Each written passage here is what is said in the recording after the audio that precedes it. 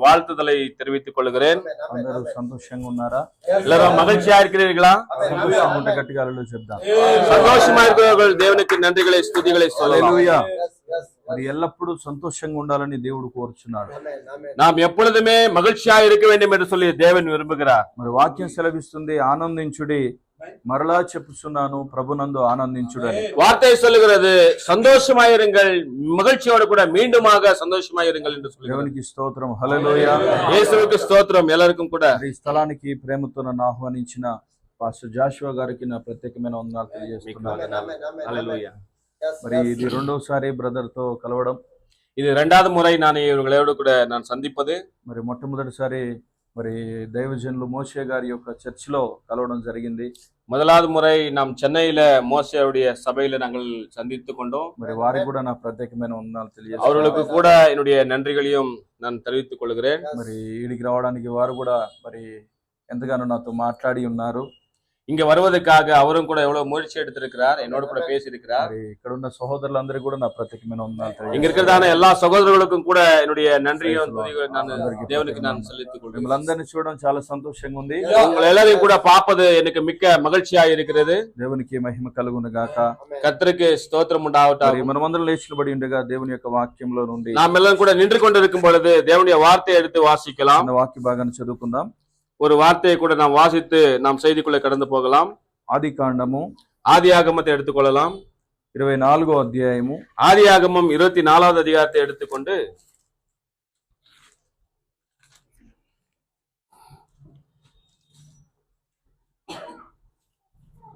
మొదటి వచనం నుండి చదువుకుందాం. ஆதியாகமம் 1வது அதிகாரத்துல 1வது வசனத்திலிருந்து வாசிக்க கேட்போம். தமிழ்ல சத்தமாக யாரும் எடுத்தவர்கள் வாசிக்கலாம். தமிழ்ல வாசிக்கலாம். ஆதியாகமம் 24வது அதிகாரம். ஆபிரகாம் வயது சென்று முதிர்வானான். கர்த்தர் ஆபிரகாமை சகல காரியங்களிலும் ஆசீர்வதித்து வந்தார்.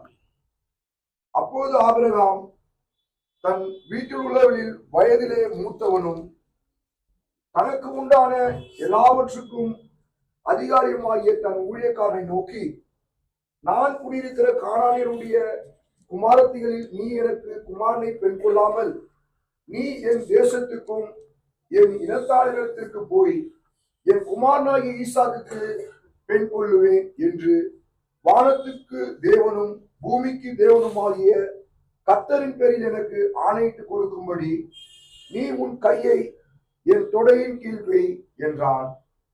அதற்கு அந்த ஊழியக்காரன், அவ்விடத்து பெண் என் பின்னே இந்த தேசத்துக்கு வர மனதில்லாதிருந்தால் நீ விட்டு வந்த தேசத்துக்கு தானே உம்முடைய குமாரனை மறுபடியும் அழைத்து போக வேண்டுமே என்று கேட்டான்.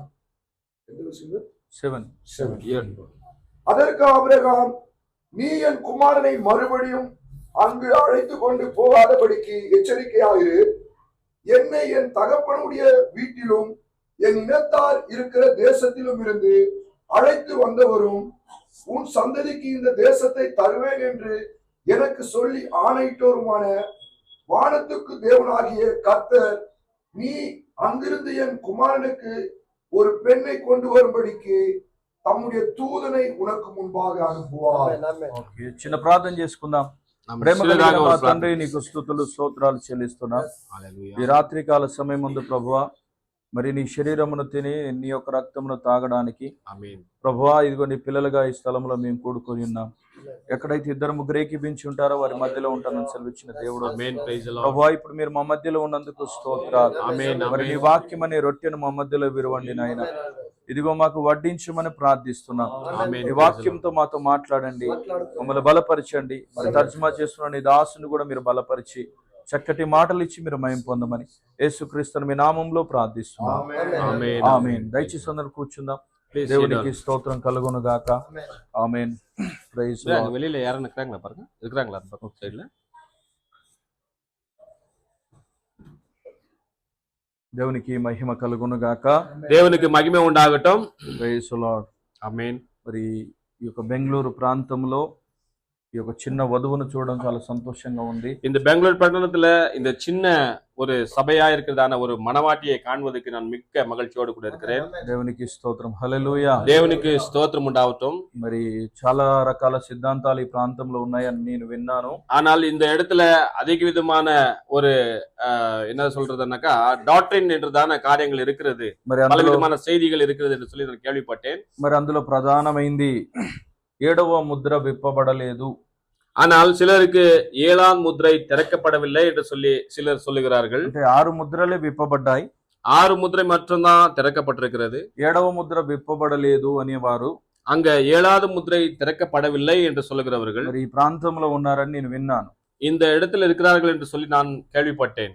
కానీ మనకు చూసినట్లయితే நாம் இங்க பார்ப்போமானால் 7 ముద్రల ప్రత్యక్షత గ్రంథం అని ఉంది. ஆனால் 7 முத்திரையுடைய வெளிப்பாடுடைய புத்தகம் என்று சொல்லி நம்முடைய கரங்களில் இருக்கிறது. 6 ముద్రలు కాదండి, அது 6 முத்திரை புத்தகம் அல்லது, అది 7 ముద్రల ప్రత్యక్షత గ్రంథం. அது 7வது முத்திரையுடைய வெளிப்பாடு என்று சொல்லி அந்த புத்தகத்துல அச்சடிக்கப்பட்டிருக்கிறது. ఏర్పాటులో లేని వారికి అది విప్పబడలేదు. ஆனால் அது தேவனுடைய தெரிந்து கொள்ளுதல் இல்லாதவர்களுக்கு அது தெரியாது. అయితే ఏర్పాటులో ఉన్న మనకైతే విప్పబడ్డది. ஆனால் யாரெல்லாம் தேவனுடைய தெரிந்து கொள்ளுதல் இருக்கிறார்களோ அவர்களுக்கு அது திறக்கப்பட்டிருக்கிறது. మరి బైబిల్ సెలవిస్తుంది, இங்க வேதமானது சொல்லுகிறது, ప్రకటన 10వ అధ్యాయం 7వ వచనములో, அங்க 10வது அதிகாரம் 7வது வசனத்துல 7వ దూత పలుకు దినములలో, ஆனா 7ஆம் தூதன் அங்க உரைக்கும் நாட்களில దేవుని యొక్క మర్మము సమాప్తమైంది అని చెప్పబడ్డది. அங்க 7 தேவனுடைய எல்லா ரகசியமான காரியங்களையும் அது முடிவடைந்தது என்று சொல்லி அங்க எழுதப்பட்டிருக்கிறது. మరి 7వ దూత వచ్చి ప్రతి మర్మమును విప్పాడు. ஆனா 7வது அந்த தூதன் வந்து எல்லா காரியங்களும் மறைபொருள்களும் அவர் வெளிப்படுத்தி இருக்கிறார். ఇక బైబిల్లో మర్మాలు లేవు, ஆனால் வேதத்துல எந்த ஒரு மறைபொருளும் இல்ல. వేరొక వ్యక్తి వచ్చి విప్పడానికి ఏమీ లేదు. ஆனா இன்னொரு மனிதன் வந்து இங்க திறக்கப்பட வேண்டும், சொல்லப்பட வேண்டும் என்றதான ஒரு காரியம் இல்ல. మరి ఈ దినములలో మర్మములన్నీ బయలుపరచబడ్డాయి. ஆனால் இந்த நாட்களில எல்லா ரகசியங்களையும் நமக்கு வெளிப்படுத்த ஆய்விட்டன. మరి బైబిల్ తెరవబడ్డది.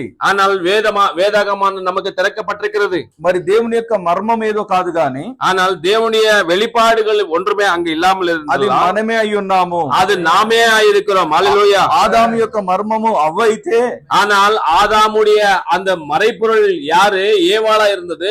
அதே போல దేవుని యొక్క మర్మము ఆయనకు వధువై ఉన్నది. ஆனால் தேவனுடைய அந்த ரகசியம், அந்த வெளிப்பாடு எது என்று சொன்னால் மறைபொருளா இருந்ததான நாமே அந்த மணவாட்டியுடைய வெளிப்பாடுகளா இருக்கிறோம். ఈ రోజు వధువు బయలుపరచబడ్డది. ஆனால் அல்லேலூயா, இந்த நாட்களில மணவாட்டி தேவனுடைய சமூகத்துல அது திறக்கப்பட்டிருக்கிறது காண்கிறோம். அல்லேலூயா. ఆ 7వ ముద్రలో ఉన్న మర్మం ఏదో కాదు గాని, ஆனால் அந்த 7 முத்திரைகளில் இருக்கிறதான வெளிப்பாடுகள் மறைபொருள்கள் ஒன்றுமில்ல.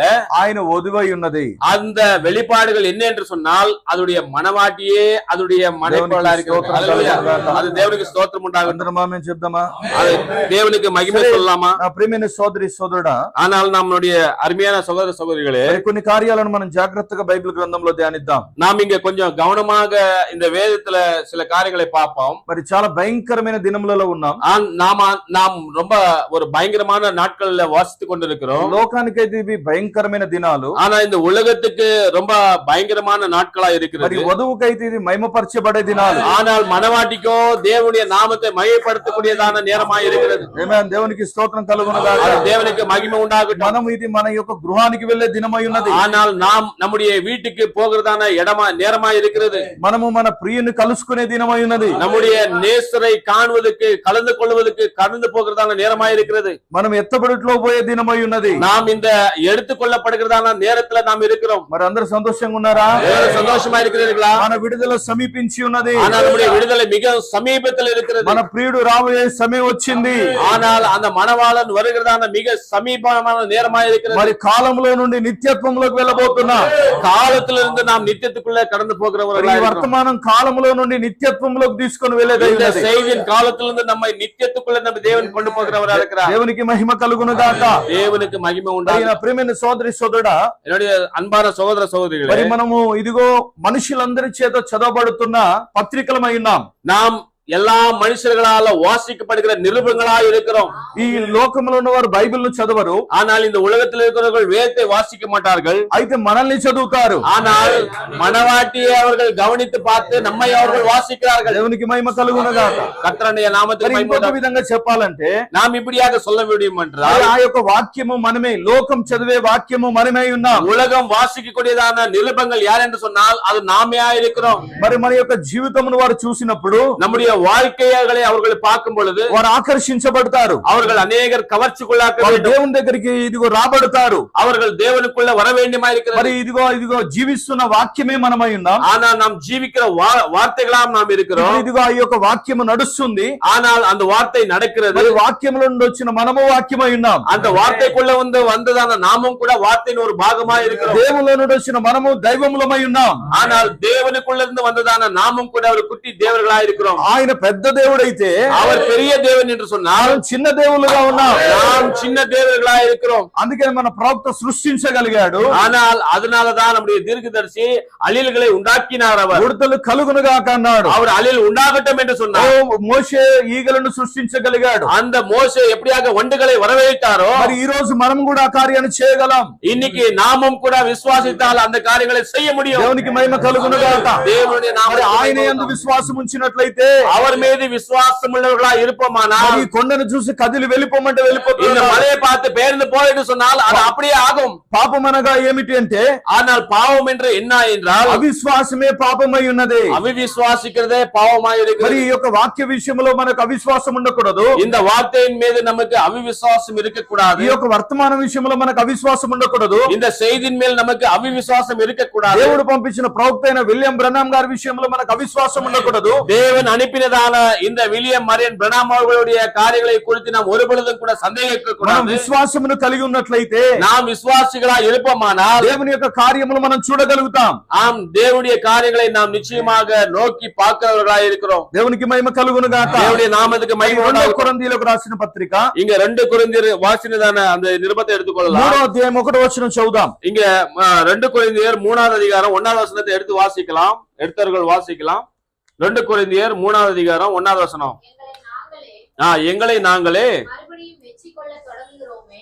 நாங்களே மெச்சிக்கொள்ள தொடங்குகிறோமே. சிலருக்கு வேதர்களாய் இருக்கிறது போல உங்களுக்கு உபசார நிருபங்களை அனுப்பவும், உம்மிடத்துல உபசார நிருபங்களை பெற்றுக்கொள்ளவும் எங்களுக்கு வேண்டியதோ. ఆమేన్. దేవునికి స్తోత్రం కలుగును గాక. தேவனுடைய நாமத்துக்கு மகிமைப்படட்டும். మనుషులందరి చేత చదవబడుతున్న పత్రికలమైనా, ஆனால் நாம் எல்லா மனுஷர்கள் மூலமா எழுதப்படுகிறதான படிக்கப்படுகிறதான ஒரு நிருபங்களாய் இருக்கிறோம். అయితే మనం మంచి జీవితాన్ని కలిగి ఉండాలి. நாம் நல்ல ஒரு வாழ்க்கையை ஜீவியத்தை உடையவர்களாய் இருக்க வேண்டும். మంచి సాక్ష్యాన్ని కలిగి ఉండాలి. நல்ல சாட்சி உடையவர்களாய் இருக்க வேண்டும். మరి ఇదిగో వాక్యం ఏ విధంగా చెప్పిందో ఆ విధంగా ఉండాలి. அந்த வார்த்தை எப்படியாய் சொல்லுகிறதோ அவ்விதமாய் நாம் வாழ்க்கை நடத்த வேண்டுமா இருக்கிறது. ఇదిగో ప్రజలు మనల్ని చదువుతున్నారు. ஆனால் இந்த எல்லா உலகத்தின் ஜனங்கள் நம்மை வாசிக்கிறார்கள். కనుక మనం చాలా జాగ్రత్త కలిగి ఉండాలి. நாம் மிக ஜாக்கிரதை உள்ளவர்களாக ఇదిగో మన ప్రవర్తన చాలా జాగ్రత్తగా ఉండాలి. நம்முடைய வார்த்தையில செய்தியில ரொம்ப ஜாக்கிரதையாய் வாழ வேண்டும். మన మాట తీరు చాలా జాగ్రత్త ఉండాలి. நம்முடைய வார்த்தைகள் மிகவும் ரொம்ப ஜாக்கிரதையா இருக்க வேண்டும். మరి దేవుని యొక్క ప్రవక్త అన్నాడు, ஆனால் நம்முடைய தீர்க்கதரிசி சொல்லுகிறார், ఇదిగో నువ్వు చెప్పే బోధ కన్నా, ஆனால் நீ சொல்லுகிறதான அந்த செய்தி காட்டிலும் నీ జీవితము బిగ్గరగా మాట్లాడుచున్నాడు. ஆனால் உன்னுடைய வாழ்க்கை அவளுக்கு சுவிசேஷமாக மாற வேண்டும் என்று சொல்லுகிறார் நம்முடைய தீர்க்கதரிசி. నువ్వు ఒక మంచి బోధ బోధించి, ஆனால் நீ ஒரு நல்ல ஒரு சுவிசேஷத்தை சொல்லி, ఆ బోధకు తగ్గట్టు నీ జీవితం లేకపోతే, அந்த சுவிசேஷத்துக்கு தகுந்தபடியாக உன்னுடைய வாழ்க்கை இல்லாமல் இருந்தால் ఆ బోధ ఎంత మాత్రం పనిచేయదు. அந்த சுவிசேஷம் ஒன்றும் கிரியை செய்யாது. అయితే మనమే ప్రసంగంగా మారాలి. நாமே ஒரு ஒரு போதிக்கிறவர்களாய் மாற வேண்டும். మరి ప్రసంగాన్ని బోధించే కంటే ప్రసంగాన్ని జీవించాలి. அந்த பிரசங்கம் போதிக்கிறதை காட்டிலும் கூட அந்த பிரசங்கமாய் வாழ்க்கையா இருக்க வேண்டும். అప్పుడు దేవుడు గొప్ప కార్యమును చేస్తాడు. ஆனால் அந்த தேவன் நிச்சயமாக பெரிய மகத்தான காரியங்களை செய்கிறவராக இருக்கிறார். ఒక విషయాన్ని మీకు చెప్తున్నాను. ஒரு காரியத்தை உங்களுக்கு நான் சொல்லுகிறேன். దయ్యము చాలా చక్కగా ప్రసంగించగలదు. ஆனால் சாத்தான் மிக அருமையாக அவன் பிரசங்கிக்கிறவனாய் இருக்கிறான். ప్రభువైన యేసుక్రీస్తును కొండపైకి తీసుకెళ్లి, அந்த இயேசுவை அவன் உலகத்தின் மலை மேலே கொண்டு போய் கடந்து போய் మరి వాక్యానికే వాక్యాన్ని బోధించింది. அவர் வார்த்தைக்கே வார்த்தையை போதித்தான். அவன் ప్రసంగికునికే ప్రసంగం చెప్పింది. ప్రసంగించింది. போதிக்கிறவருக்கே போதனை அவன் சொன்னான். మరి ఏదైనా వనంలో అవ్వ దగ్గరికి పోయి ప్రసంగించింది. அங்க ஏதேன்ல ஏவாள் இடத்துல கடந்து போய் அவன் போதித்தான். మరి అనేక మర్మములు చెప్తానని చెప్పింది అవ్వతో. అనేక வெளிப்பாடுகளை சொல்லுகிறேன் என்று சொல்லி அவன் అయితే వాక్యం పైన అవిశ్వాసం తీసుకొని వచ్చింది. அந்த வார்த்தையின் மேல அவிவிசுவாசத்தை அவன் கொண்டு வந்தான். దేవుని పైన అవిశ్వాసం తీసుకొని వచ్చింది. தேவன் மீது அவிவிசுவாசத்தை கொண்டு வந்தான் அவன். అయితే దయ్యము ప్రసంగించగలదు, ஆனால் சாத்தான் அவன் பிரசங்கிக்க முடியும். అయితే దయ్యము జీవించలేదు. ஆனால் அந்த சாத்தான் வாழ்க்கை அவிதமாக ஜீவிக்க முடியாது. అయితే మనం ప్రసంగము కంటే ஆனால் நாம் பிரசங்கிக்கிறது காட்டிலும் ప్రసంగిస్తున్న వ్యక్తి జీవితాన్ని చూడవలసి ఉంది. ஆனால் அந்த பிரசங்கிக்கிற மனுஷனுடைய ஜீவியத்தை ரொம்ப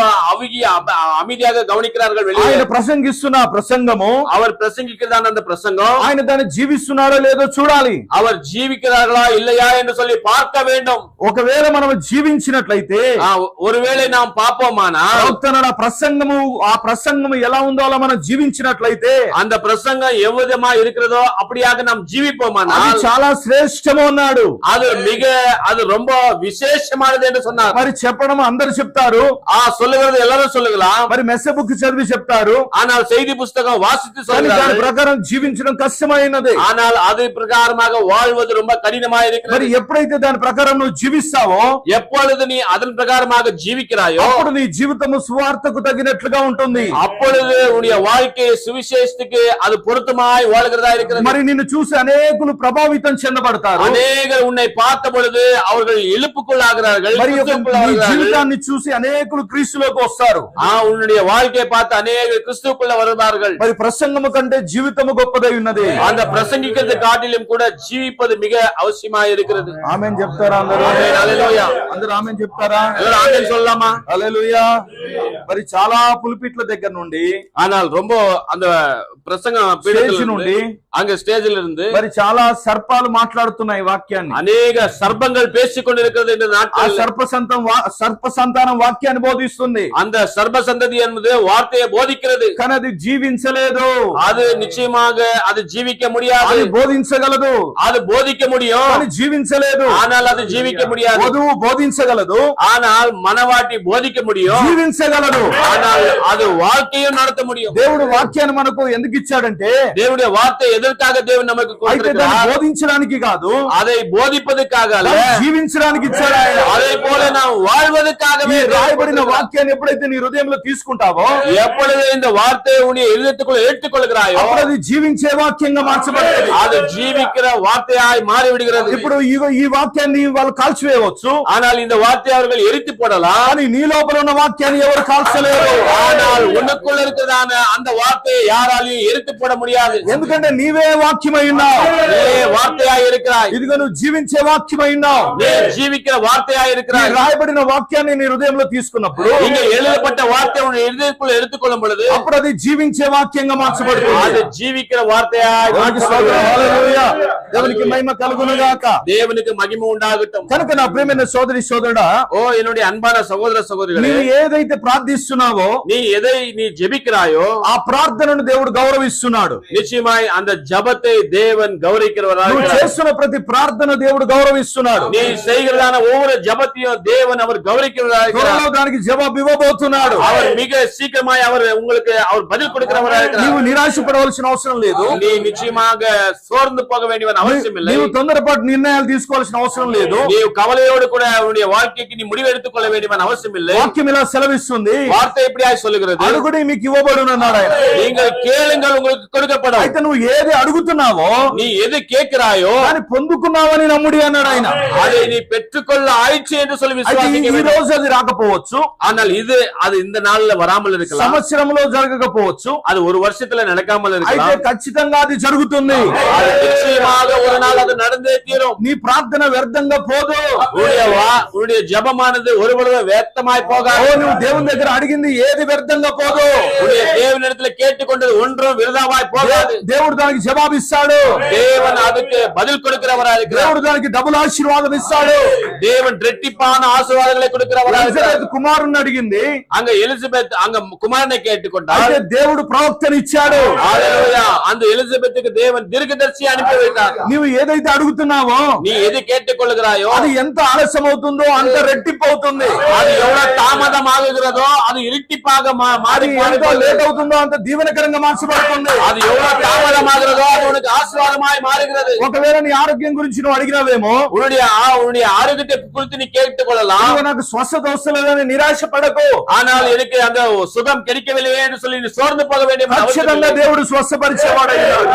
நிச்சயமாக தேவன் அவர் சுகமளிக்கிற தேவனா இருக்கிறார். ఆయన పొందిన దెబ్బల చేత அவருடைய காயங்கள் நிமித்தமாய் நாம் சுகமானோம் என்றுதான் దయ్యం వచ్చి నువ్వు స్వస్థపరచబడలేవు అని చెప్పినట్లయితే, சாத்தான் வந்து நீ உன்னால சுகம் முடியாது என்று నీవు சொன்னாலும் దయ్యంతో చెప్పు, దయ్యం అయితే నువ్వు వెళ్ళిపోమని చెప్పు.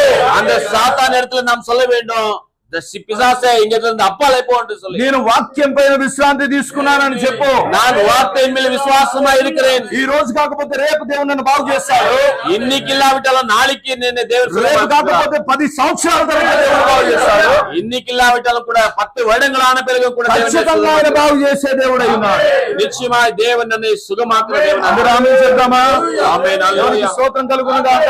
దేవునికి స్తోత్రం. ప్రార్థనను దేవుడు గౌరవిస్తున్నాడు.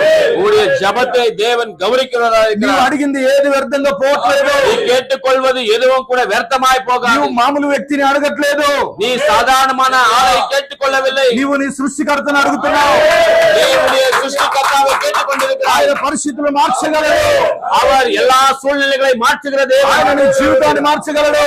உன்னுடைய ஜீவியத்தை மாற்றுகிறவர். మారాను మధురంగా మార్చే దేవుడు. அந்த மாறாவை அவர் இனிப்பாக மாற்றின నీ தேவன். జీవితంలో చేదు జ్ఞాపకాలు తీపిగా మార్చగలడు ఆయన. உன்னுடைய வாழ்க்கையில கசப்பான காரியங்களை இனிப்பாய் மாற்றுகிறவர். నీవు ఎంత మాత్రం నీ విశ్వాసాన్ని విడిచిపెట్టవద్దు. நீ எவ்வளவு மாத்திரமும் கூட உன்னுடைய விசுவாசத்தை விட்டு விடாதே. ఖచ్చితంగా దేవుడు కార్యం చేయబోతున్నాడు. நிச்சயமாய் தேவன் காரியத்தை செய்கிறவராக இருக்கிறார். దేవునికి మహిమ కలుగునుగా. தேவன் అందరూ நிச்சயமாய் చెప్తారా? దేవునికి మహిమ చెప్తారా? தேவனுக்கு மகிமை உண்டாகட்டும். எல்லாரும் சொல்லலாமா? దేవునికి స్తోత్రం. హల్లెలూయా. ఖచ్చితంగా త్వరలో దేవుడు జవాబు ఇవ్వబోతున్నాడు. நிச்சயமாக தேவன் கூடிய சீக்கிரமாய் அவர் நமக்கு பதில் கொடுக்கிறவராக இருக்கிறார். నమ్మడం నీ వలనైతే நம்பிக்கை வைக்கிறது உன்னால் ஆகுமானால் నమ్మవానికి సమస్తం సాధ్యమే. அது நம்புகிறவனுக்கு எல்லா காரியங்களையும் அது நமக்கு தேவன் நன்மையாய் மாற்றி ఏలియా கொடுக்கிறார். వర్షమును ఆపగలిగాడు. எலியா அந்த மலையை வராதபடிக்கு அடைத்து போட்டான். ఆయన కోడెల రక్తము గొర్రెల రక్తం కింద ఉండి ఆపగలిగాడు. ஆனால் அந்த மனுஷன் ஆட்டுக்குட்டியோட ரத்தத்தின் கீழே இருந்து கொண்டே அவன் அப்படியாப்பட்டதான மலையை வராதபடிக்கு அடைத்தான். యేసుక్రీస్తు రక్తం కింద ஆனால் நீ இயேசு கிறிஸ்துவின் ரத்தத்தின் கீழே தேவனுக்கு மகிமை உண்டாகும். నీవు కేవలం విశ్వాసాన్ని మాత్రమే పెట్టు. நீ உன்னுடைய விசுவாசம் மற்றவை దేవుడు అన్నాడు, నువ్వు కేవలం నమ్ము. ஆண்டவர் சொல்கிறார், நீ விசுவாசித்தால் போதும், సమస్తము సాధ్యమే. நீ விசுவாசித்தால் எல்லாம் నువ్వు కష్టపడాల్సిన అవసరం లేదు. நீ ஒரு கஷ்டப்பட வேண்டும் என அவசியம் இல்லை. నువ్వు ఖర్చు పెట్టిన అవసరం లేదు. ஏதாவது நீ செலவு செய்ய வேண்டும் என அவசியம் இல்லை. నువ్వు కేవలం నమ్ము. ஆனால் நீ விசுவாசித்தால் போதும், సమస్తము సాధ్యమే. ஹல்லேலூயா. எல்லா காரியமும் உனக்கு நன்மையாய் தேவன் மாற்றி ఏదైనా జరుగుతుంది. எது வேண்டுமானாலும் கூட தேவன் దేవుడు ఏదైనా చేయగలడు. தேவன் எதையும் செய்ய அவர் అయితే வல்லவராய் దయ్యం இருக்கிறார். వచ్చి మనకు అవిశ్వాసం తీసుకొని వస్తది. சாத்தான் நமக்கு அவிசுவாசத்தை கொண்டு నువ్వు வரலாம். అసలు ఓడిపోవద్దు. ஆனால் நீ சோர்ந்து ఆయన போகாதே. వాక్యం మీద ఆధారపడాలి. நீ அவருடைய வார்த்தையின் மீது உறுதியாய் நில். ఇప్పుడు మనం దేవుని వాక్యాన్ని చదివాం. இங்கே வார்த்தையை வாசித்தோம். అబ్రహాము బహుకాలం గడిచిన వృద్ధుడై ఉండేను. ஆனால் அப்ரஹாம் மிக வயதான ஒரு நபராய் இருந்தார். దేవుడు అబ్రహామును పిలిచినప్పుడు அந்த அப்ரஹாமை அழைத்த பொழுது తన స్వదేశం నుండి, அந்த ஒரு சொந்த நாட்டிலிருந்து, తన బంధువుల నుండి, என்னுடைய சொந்த பந்தத்திலிருந்து, తన ఆ యొక్క స్నేహితుల నుండి బయటికి పిలిచాడు. அந்த எல்லா ஜனங்களிலிருந்து இவரை வெளியே அழைத்தார். తన తల్లిదండ్రుల నుండి బయటికి పిలిచాడు. அங்க இருக்கு பாருங்க பின்னாடி. దేవునికి మహిమ కలుగును గాక. உட்காரங்களுக்கு சொல்லுப்பாங்க, என்ன பண்ணிக்கிறீங்க? உட்காரு.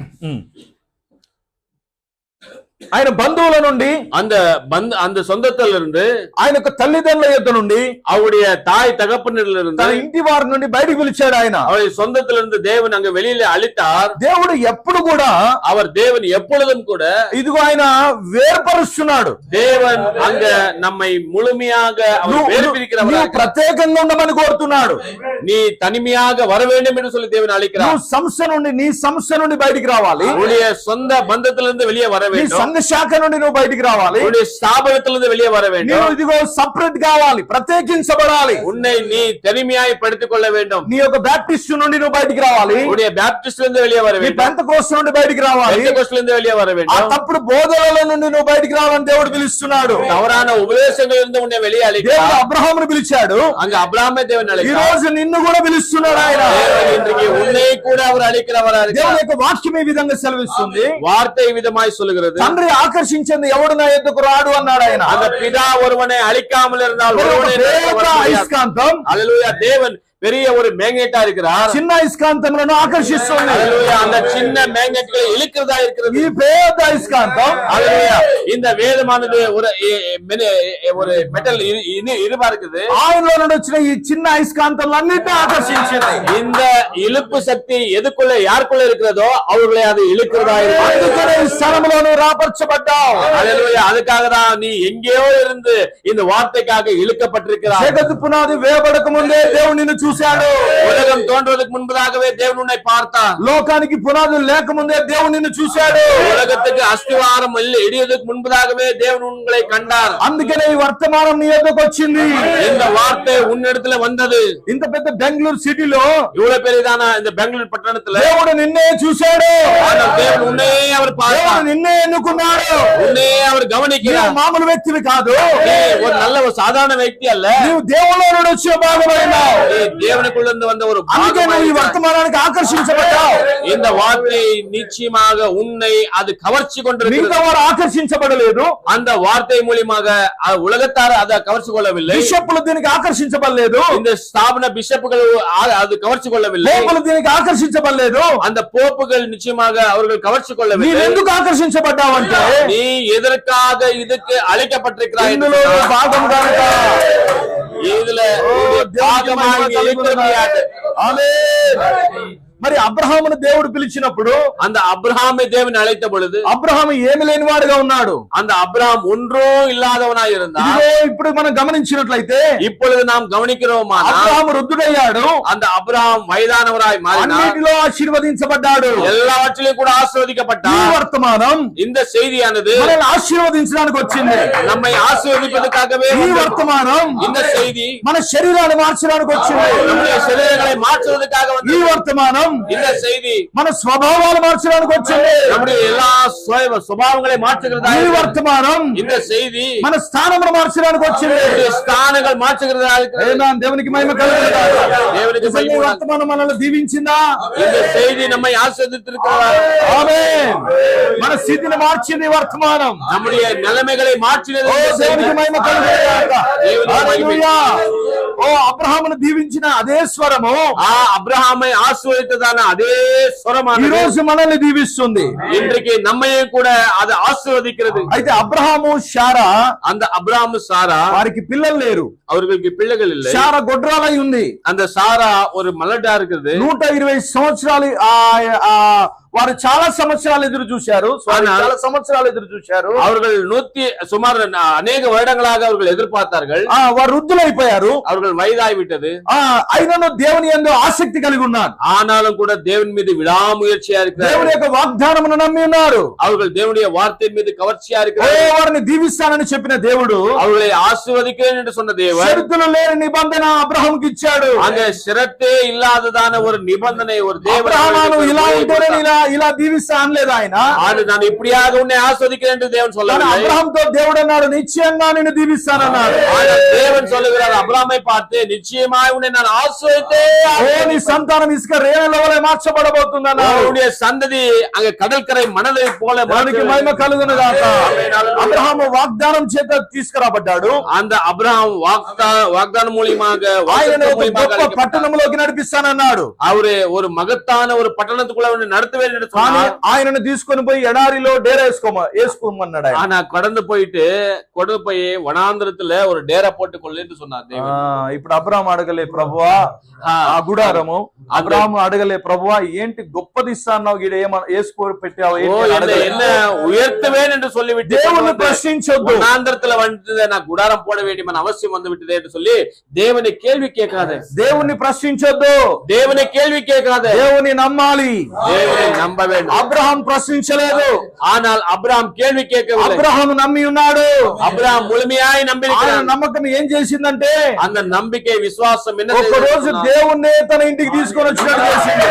ஒரு நாள் அந்த எலோஹிம் అన్న దేవునే తన ఇంటికి ఆయనతో పాటు ఇద్దరు దేవదూతలు, அவரும் அவரோடு கூட 2 தூதர்கள் வந்தார்கள். ఒక మట్టి శరీరమును తయారు చేసుకొని అందులో దూరారు. ஆனால் ஒரு మಣ್ಣాన ஒரு శరీరத்தை உண்டா பண்ணி அதுக்குள்ள அவர்கள் நுழைந்தார்கள். వారు నడుచుకుంటూ అబ్రహాం యొక్క గృహానికి వచ్చారు. நடந்து கொண்டு அப்ரஹாமுடைய வீட்டுக்கு வந்தார்கள். ఆ సింధూర వనంలో ఉన్న అబ్రహాం గుడారానికి వచ్చారు. அந்த மெமரேண்ட் தான் தோப்புல அந்த அப்ரஹாமுடைய கூடாரத்துக்குள்ள வந்தார்கள். అయితే ఆ ముగ్గురు మనుషులను చూసి ஆனால் அந்த 3 நபர்களை பார்த்து అబ్రహాం అంటున్నాడు, அப்ரஹாம் சொல்லுகிறார், ప్రభువా, ஆண்டவரே என்று சொல்லுகிறார். ఒక దేవుణ్ణే గుర్తించాడు ఆయన. அந்த அப்ரஹாம் ஒரே தேவனை தான் கண்டு கொண்டார். కానీ లోతు ఇద్దరిని చూసి ஆனால் அந்த லோத்து 2 பேரை பார்த்து ప్రభులారా అంటున్నాడు. ஆண்டவர் மார்களே என்று சொல்லி அழைக்கிறார். సంఘ శాఖలు ముగ్గురు దేవుళ్ళు అని చెప్తున్నారు. ஆனால் இன்னைக்கு ஸ்தாபனங்கள் 3 தேவன் என்று சொல்கிறார்கள். అబ్రహాం అయితే ఒకే దేవుడు నమ్ముతున్నారు. ஆனால் அப்ரஹாமும் அப்ரஹாமுடைய சந்ததியும் ஒரே தேவனை தான் వధువు ఒకే దేవుడు ఉన్నాడని నమ్ముతుంది. இன்றைக்கு மணவாட்டி ஒரே தேவன் என்று இருக்கிறார் என்று சொல்லி మనకు ముగ్గురు దేవుళ్ళు లేరు, நமக்கு 3 தேவர்கள் இல்லை, ఒకే ఒక దేవుడు ఉన్నాడు. ஒரே தேவன் தான் நமக்கு இருக்கிறார். ఆయన పేరు ప్రభు అయిన యేసుక్రీస్తు అన్నాడు. அவருடைய பேர் கர்த்தராகிய இயேசு கிறிஸ்து. ఆమేన్. దేవునికి మహిమ కలుగును గాక. దేవునికి మహిమ ఉండాలి. మరి అబ్రహాము అన్నిటిలో ఇదిగో ఒక చక్కటి భోజనం ఏర్పాటు చేశాడు వారికి. அங்க அப்ரஹாம் எல்லாவற்றிலும் கூட அருமையான ஒரு ஆகாரத்தை உண்டு பண்ணார். அவர் அப்ரஹாம் ఆయన వెళ్తూ వెళ్తూ, ஆனால் அவர் போக போக నీ భార్య అయిన శారా ఎక్కడా? அவர் எலோஹிம் தேவன் கேட்கிறார், உன்னுடைய மனைவியாய் சாராள் எங்கே? ఆమె లోపల గదిలో ఉంది. அவள் உள்ள குடாரத்துல பின்னாடி మహిమ కలుగును గాక. మరుసటి ఏట నేను మరలా వస్తాను, ஆனால் மீண்டும் ஒரு குறிப்பிட்ட நாளிலே வருகிறேன், నీ కౌగిట్లో కుమారుడు ఉంటాడు. ஆனால் உன்னுடைய மடியில ஒரு குமாரன் இருப்பான். లోపల శారా నవ్వుకుందట. ஆனால் உள்ள சாரால் சிரிக்கிறாள். కనీసం ఆమె పెదవులు కూడా కదలలేదట ఆమె నవ్వినప్పుడు. ஆனால் அங்க அந்த சாரா சிரித்த பொழுது தன்னுடைய உதட்டு கூட அசையவில்லை. ஆனால் தேவன் கண்டு கொண்டார். కానీ ఆయన అంటున్నాడు, ஆனால் அவர் சொல்லுகிறார், శారా నువ్వు నవ్వనేలా అన్నాడు ఆయన. ஆனால் சாரா எதற்காக நீ சிரித்தாய் என்று தேவன் கேட்கிறார். ఆమె దేవునితోనే అబద్ధం చెప్పేసింది. ஆனால் தேவன் இடத்துல பொய் பேசினாள். నేను నవ్వలేదు అన్నది ఆమె. நான் பொய் பேசவில்லை என்று சொல்ல ఆయన నాడు నువ్వు నవ్వావు అన్నాడు ఆయన. ஆனால் இல்ல நீ சிரித்தாய். ఆ రోజే శారాను చంపేయాలి. ஆனால் அந்த நாளிலேயே சாராவை கொண்டிருக்க. కానీ అబ్రహామును చూసి వదిలేశాడు. அப்ரஹாமின் நிமித்தமாக சாராள் பிழைத்துக் கொண்டாள். లోతు భార్య ఏమనలేదు. ஆனால் லோத்துடைய மனைவி ஒன்றுமே சொல்லவில்லை. ఇలా వెనకకు తిరిగిందంతే. அது சும்மா திரும்பினால் ఉపశమనం అయిపోయింది. அது உப்பு தூணாய் மாறிவிட்டது. ఇప్పుడు ఎవరు పెద్ద నేరం చేశారంటే யாரு பெரிய தவறு செய்தார்கள்? శారానే పెద్ద నేరం. ஆனா சாராள் தான் பெரிய தவறு. కానీ అబ్రహామును చూసి శారాను విడిచిపెట్టాడు. ஆனால் అబ్రహాமை பார்த்து సారాளை దేవుని మన విడిచిపెట్టాడు. జీవితంలో కూడా ఎన్నో నేరాలు ఉన్నాయి. ஆனால் நம்முடைய வாழ்க்கையில எவ்வளவு தவறுகள் మన இருக்கிறது. జీవితంలో ఎన్నో తప్పిదాలు ఉన్నాయి. நம்முடைய வாழ்க்கையில எவ்வளவு தவறுகள் మన இருக்கிறது. జీవితంలో ఎన్నో పొరపాట్లు ఉన్నాయి. நம்முடைய தவறு எவ்வளவோ இருக்கிறது. ఆయనను దేవుడు యేసుక్రీస్తును చూసి ஆனால் தேவன் பார்த்து என்ன சொல்லுகிறார்? அந்த இயேசு கிறிஸ்து பார்த்து மனவாட்டியை மன்னிக்கிறவராக మన இருக்கிறார். భర్త అయిన యేసుక్రీస్తును చూసి ஆனால் நம்முடைய மனவாளராக ఆయన మనల్ని విడిచిపెట్టాడు. ఆయన நம்மை அவர் దేవునికి మహిమ மன்னித்தார். కలుగును గాక. అందరం ఆమేన్ చెప్తామా? హల్లెలూయా. అక్కడ శారా హృదయ రహస్యాలు బయలుపరుస్తున్నాడు. அங்க சாராவுடைய இருதய ரகசியங்களை வெளிப்படுத்தினார். అదే దేవుడు ఇదిగో శరీరధారిగా వచ్చాడు. அதே தேவன் அங்க மாம்சத்துல இறங்கி வந்தார். ఇదిగో ఆ యొక్క నతానియేలు యొక్క హృదయ రహస్యాలు బయట పెట్టాడు. அங்க நாத்தானுடைய இருதயத்தின் ரகசியங்களை ఆ வெளிப்படுத்தினார். సమరయ స్త్రీ యొక్క హృదయ రహస్యాలు బయట పెట్టాడు. அங்க சமரேஸ்வருடைய இருதய ரகசியங்களை ఈ சொன்னார். రోజు వాక్యంతో మీ హృదయ రహస్యాలు మా హృదయ రహస్యాలు బయట పెట్టాడు. இன்னைக்கு வார்த்தையிலே செய்தியிலே நிச்சயமா உன்னுடைய இருதய ரகசியங்கள் என்னுடைய இருதய ரகசியங்கள் தேவன் வெளிப்படுத்திக் கொண்டிருக்கிறார். ఈ వర్తమానం இந்த செய்தியானது ఇది మన హృదయ రహస్యాలను బయట పెట్టే వర్తమానం. இந்த செய்தியானது இருதய ரகசியங்களை దేవునికి మహిమ కలుగును வெளிப்படுத்துகிறது. గాక. హల్లెలూయా. ఆమేన్. అబ్రహాము క్రియలు లేని విశ్వాసం మృతం. హల్లెలూయా. క్రియలు లేని கிரியை இல்லாத விசுவாசமானது செத்ததாய் இருக்கிறது. నీకు విశ్వాసం ఉందంటే உனக்கு விசுவாசம் இருக்கிறது என்று சொன்னால் క్రియ ఉండాలి. హల్లెలూయా. క్రియ இருக்க வேண்டும். క్రియ లేకపోతే విశ్వాసం செத்தது. హల్లెలూయా. ఇప్పుడు అబ్రహాము శారా அப்ரஹாமுடைய சாரா షాపింగ్ వెళ్ళిపోయారట. அவர்கள் 2 பேரும் கூட ஏதோ ஒன்று வாங்கி கொண்டு வருவதற்காக கடந்து போனார்கள். ఈ ముసలి వాళ్ళు కర్ర పట్టుకొని షాప్ కి వెళ్ళారు. ஆனால் இவர்கள் 2 பேரும் பஜாருக்கு போயிட்டு பிள்ளைகளுக்காக சில பொருட்களை வாங்குவதற்காக கடந்து తన போகிறார்கள். పుట్టబోయే కుమారుడికి డ్రెస్ తీసుకోవడానికి. அங்க பிறக்க போகிறதான அந்த குழந்தைக்கு துணிகளை வாங்குவதற்காக. ఆయన అబ్రహాము శారాతో మాట్లాడుతున్నాడు. அங்க அப்ரஹாம் சாராவோடு கூட பேசுகிறார். హనీ, ஓ தேனே, మన అబ్బాయి చాలా తెల్లగా ఉంటాడు కదా, ஆனால் நம்முடைய மகன் ரொம்ப வெள்ளையா వానికి ఈ డ్రెస్ సూట్ అవుతుందా, இந்த Dress அவனுக்கு அழகா వానికి இருக்கு, కరెక్ట్ గా సూట్ అవుతుందా, அவனுக்கு சரியா இது பொருத்தமா இருக்கு. శారా అంటుంది అవునండి చాలా చక్కగా ఇది ஆனா కుదురుతుంది. சாரா சொல்லுது இது பர்ஃபெக்ட்டா இருக்கும், சரியா இருக்கும். ఆ డ్రెస్సులు అమ్మే వ్యక్తి అడిగాడు, ஆனால் அந்த துணி விக்கிறதான மனுஷன் అయ్యా கேக்குறான், ఈ డ్రెస్ ఎవరికి, இந்த Dress யாருக்கு, இது துணி யாருக்கு? మీ మనవనికా? உன்னுடைய பேரனுக்கா? కాదు కాదు కాదు. இல்ல இல்ல இல்ல. ఈ ముసలమ్మను చూశావా? இந்த வயதான கேள்வியை பாத்தியா? చూసా. பார்த்தேன். నన్ను చూశావా? என்னை பார்த்தியா? చూసా. பார்த்தேன். మా ఇద్దరికి పుట్టబోయే కుమారుడు, எங்கள் 2 பேருக்கும் பிறக்க போகிறதான அந்த பிள்ளைக்கு நாங்கள் துணிகளை வாங்குகிறோம். పుట్టబోయే కుమారునికి, அல்லேலூயா. பிறக்கிறதான அந்த குழந்தைக்கு, పుచ్చిన కుమారునికి కాదు. அல்லேலூயா. பிறந்த குழந்தைக்கு அல்ல. విశ్వాసం అదృశ్యమైనగా నేను నమ్ముతుంది. அல்லேலூயா. விசுவாசம் என்பது காணக்கூடாது, நாம் காணக்கூடியதாக. విశ్వాసము చూడని దాన్ని నమ్ముతుంది. அல்லேலூயா. விசுவாசம் என்பது காணக்கூடாத காரியங்களை నీకు విశ్వాసం, காணமுடியுமாக செய்கிறது. నీకు విశ్వాసం ఉంటే అదృశ్యమైన దాన్ని నమ్మాలా. அல்லேலூயா. உனக்கு விசுவாசம் இருக்கிறது என்று சொன்னால் அங்க எனக்கு நித்திய ஜீவன் இருக்கிறது என்று சொல்லி நம்ப வேண்டும். ఆమేన్. గాలిని చూడకుండానే నమ్ముతున్నావు. அல்லேலூயா. காற்றை நீ பார்க்கவில்லை, ஆனால் காற்று இருக்கிறது என்று சொல்லி விசுவாசிக்கிறாய். కానీ దేవుని చూపెట్టమని అడుగుతున్నావు. ஆனால் தேவனை பார்க்கிறாய், நீ காட்டு என்று சொல்லி அநேகர் கேட்கிறார்கள். నాకు గాలి చూపెట్టు. தேவனே எனக்கு காட்டு. గాలి చూపెట్టండి. ఎవరైనా చూపెడతారు? யாரனா காத்தை காட்ட முடியுமா? మరి ఎలా నమ్ముతున్నావు? அல்லேலூயா. எப்படி நாம் நம்பிக்கிறோம்? గాలి వచ్చి తగులుతుంది కదా. அல்லேலூயா. அந்த காற்று வந்து தம்மை నువ్వు దేవుని యొక్క మందిరంలోకి వచ్చినప్పుడు ఆయన ప్రసన్నత నిన్ను తగులుతుంది. தேவ ஆலயத்துக்குள்ள வரும் பொழுது அவருடைய பிரசன்னம் உங்களை தாக்குகிறது. ఆయన శక్తి నీకు తగులుతుంది. அவருடைய வல்லமை உங்களை தொடுகிறது. ఆయన కార్యాలు మన కళ్ళారా చూస్తున్నావు. அவருடைய அதிசயங்கள் உங்கள் கண்களால் దేవుని మీద ఆధారపడవలసిందే. நீங்கள் தேவன் மீது விசுவாசமாக కదల్చబడిన విశ్వాసాన్ని కలిగి ఉండవలసిందే. ஓ நிச்சயமான அந்த ஆசீர்வாதமான அந்த காரியங்களை நீ நம்பிதான் ஆக வேண்டும். విశ్వాసం అదృశ్యమైన వాటిని నమ్ముతుంది. விசுவாசம் என்பதை காணக்கூடாததை நம்புகிறதா இருக்கிறது. ఆమేన్. ఒక రోజు ఇద్దరి శరీరాలు మార్చాడు ఆయన. ஒரு நாள் தேவன் ஒருடைய శరీరங்களையே மாற்றினார். ఒక రోజు అబ్రహాము శారాతో మాట్లాడుతున్నాడు. அங்க ஒரு நாள் அப்ரஹாம் சாராவோடு கூட பேசுகிறார். శారా, దేవుడు మనతో మాట్లాడినప్పటి నుండి ఆయన పరిస్థితి మారిందా?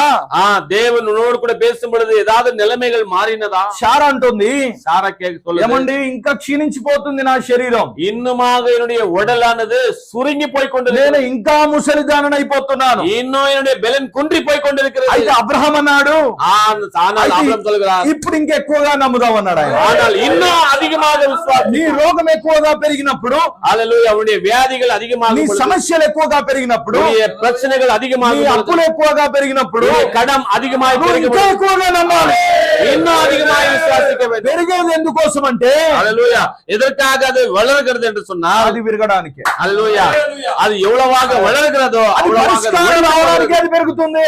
அது ஒடிந்து போவதற்காகவே அது வளர்கிறது. నీవు భయపడాల్సిన అవసరం లేదు. நீ பயப்பட வேண்டிய அவசியம் இல்லை. తప్పకుండా దేవుడు జవాబిస్తాడు. நிச்சயமாக தேவன் அவர் பதில் கொடுக்கிறவர். ఇదిగో మనం సేవిస్తున్న మన దేవుడు జీవం కలిగిన దేవుడు అయ్యాడు. ఓ நாம் சேவிக்கிற தேவன் அவர் జీవనుள்ள దేవుడు. ఓ కుమారుడు పుట్టాడు. அந்த குமாரன் பிறந்தான். ఆయన పేరు ఇస్సాకు. அவருடைய பேர் ஈசாக்கா. పెద్ద పెరిగాడు. அவன் பெரிய வளர்ந்தான். పెళ్లి వయసు వచ్చింది.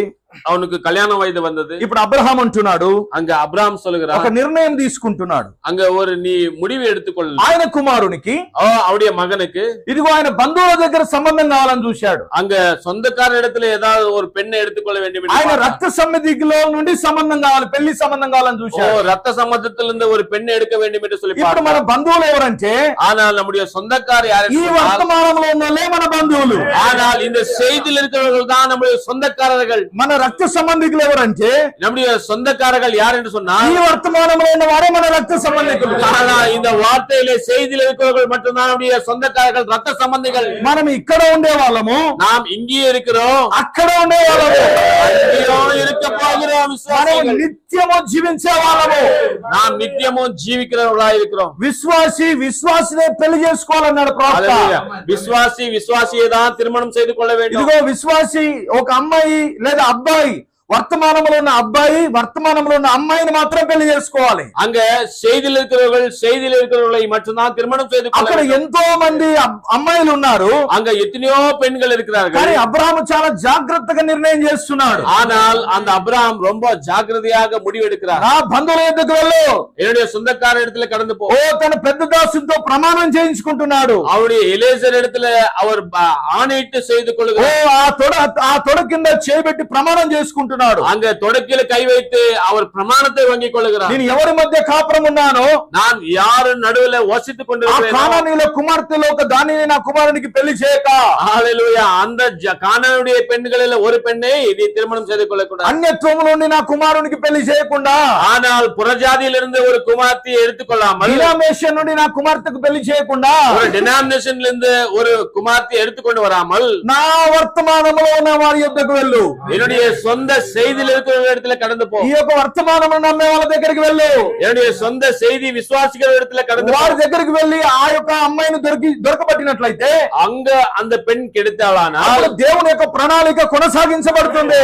அப்போ தேவனுடைய அந்த வாக்குத்தத்தமானது அது தொடர்கிறது. దేవుని యొక్క సంకల్పము కొనసాగించబడుతుంది. தேவனுடைய சித்தமானது அது தொடர்கிறது. వెళ్ళు అన్నాడు. போ என்று சொல்கிறார். దేవునికి మహిమ కలుగును గాక. దేవునికి మహిమ కలుగును. ఎవరిని పంపించాడు? யாரை அனுப்பினார்? ఎలియాజర్. ఎలీజర్ అనిపినార్. ఆమేన్. దేవునికి మహిమ కలుగును గాక. ఆమేన్. ఎలియాజర్ పెద్ద దాసుడు. ఎలీజర్ பெரிய ஒரு దాసனா இருக்கிறார். నమ్మకమైన దాసుడై ఉన్నాడు. நம்பிக்கை உள்ள ஒரு దాసனா இருக்கிறார். దేవునికి మహిమ కలుగును గాక.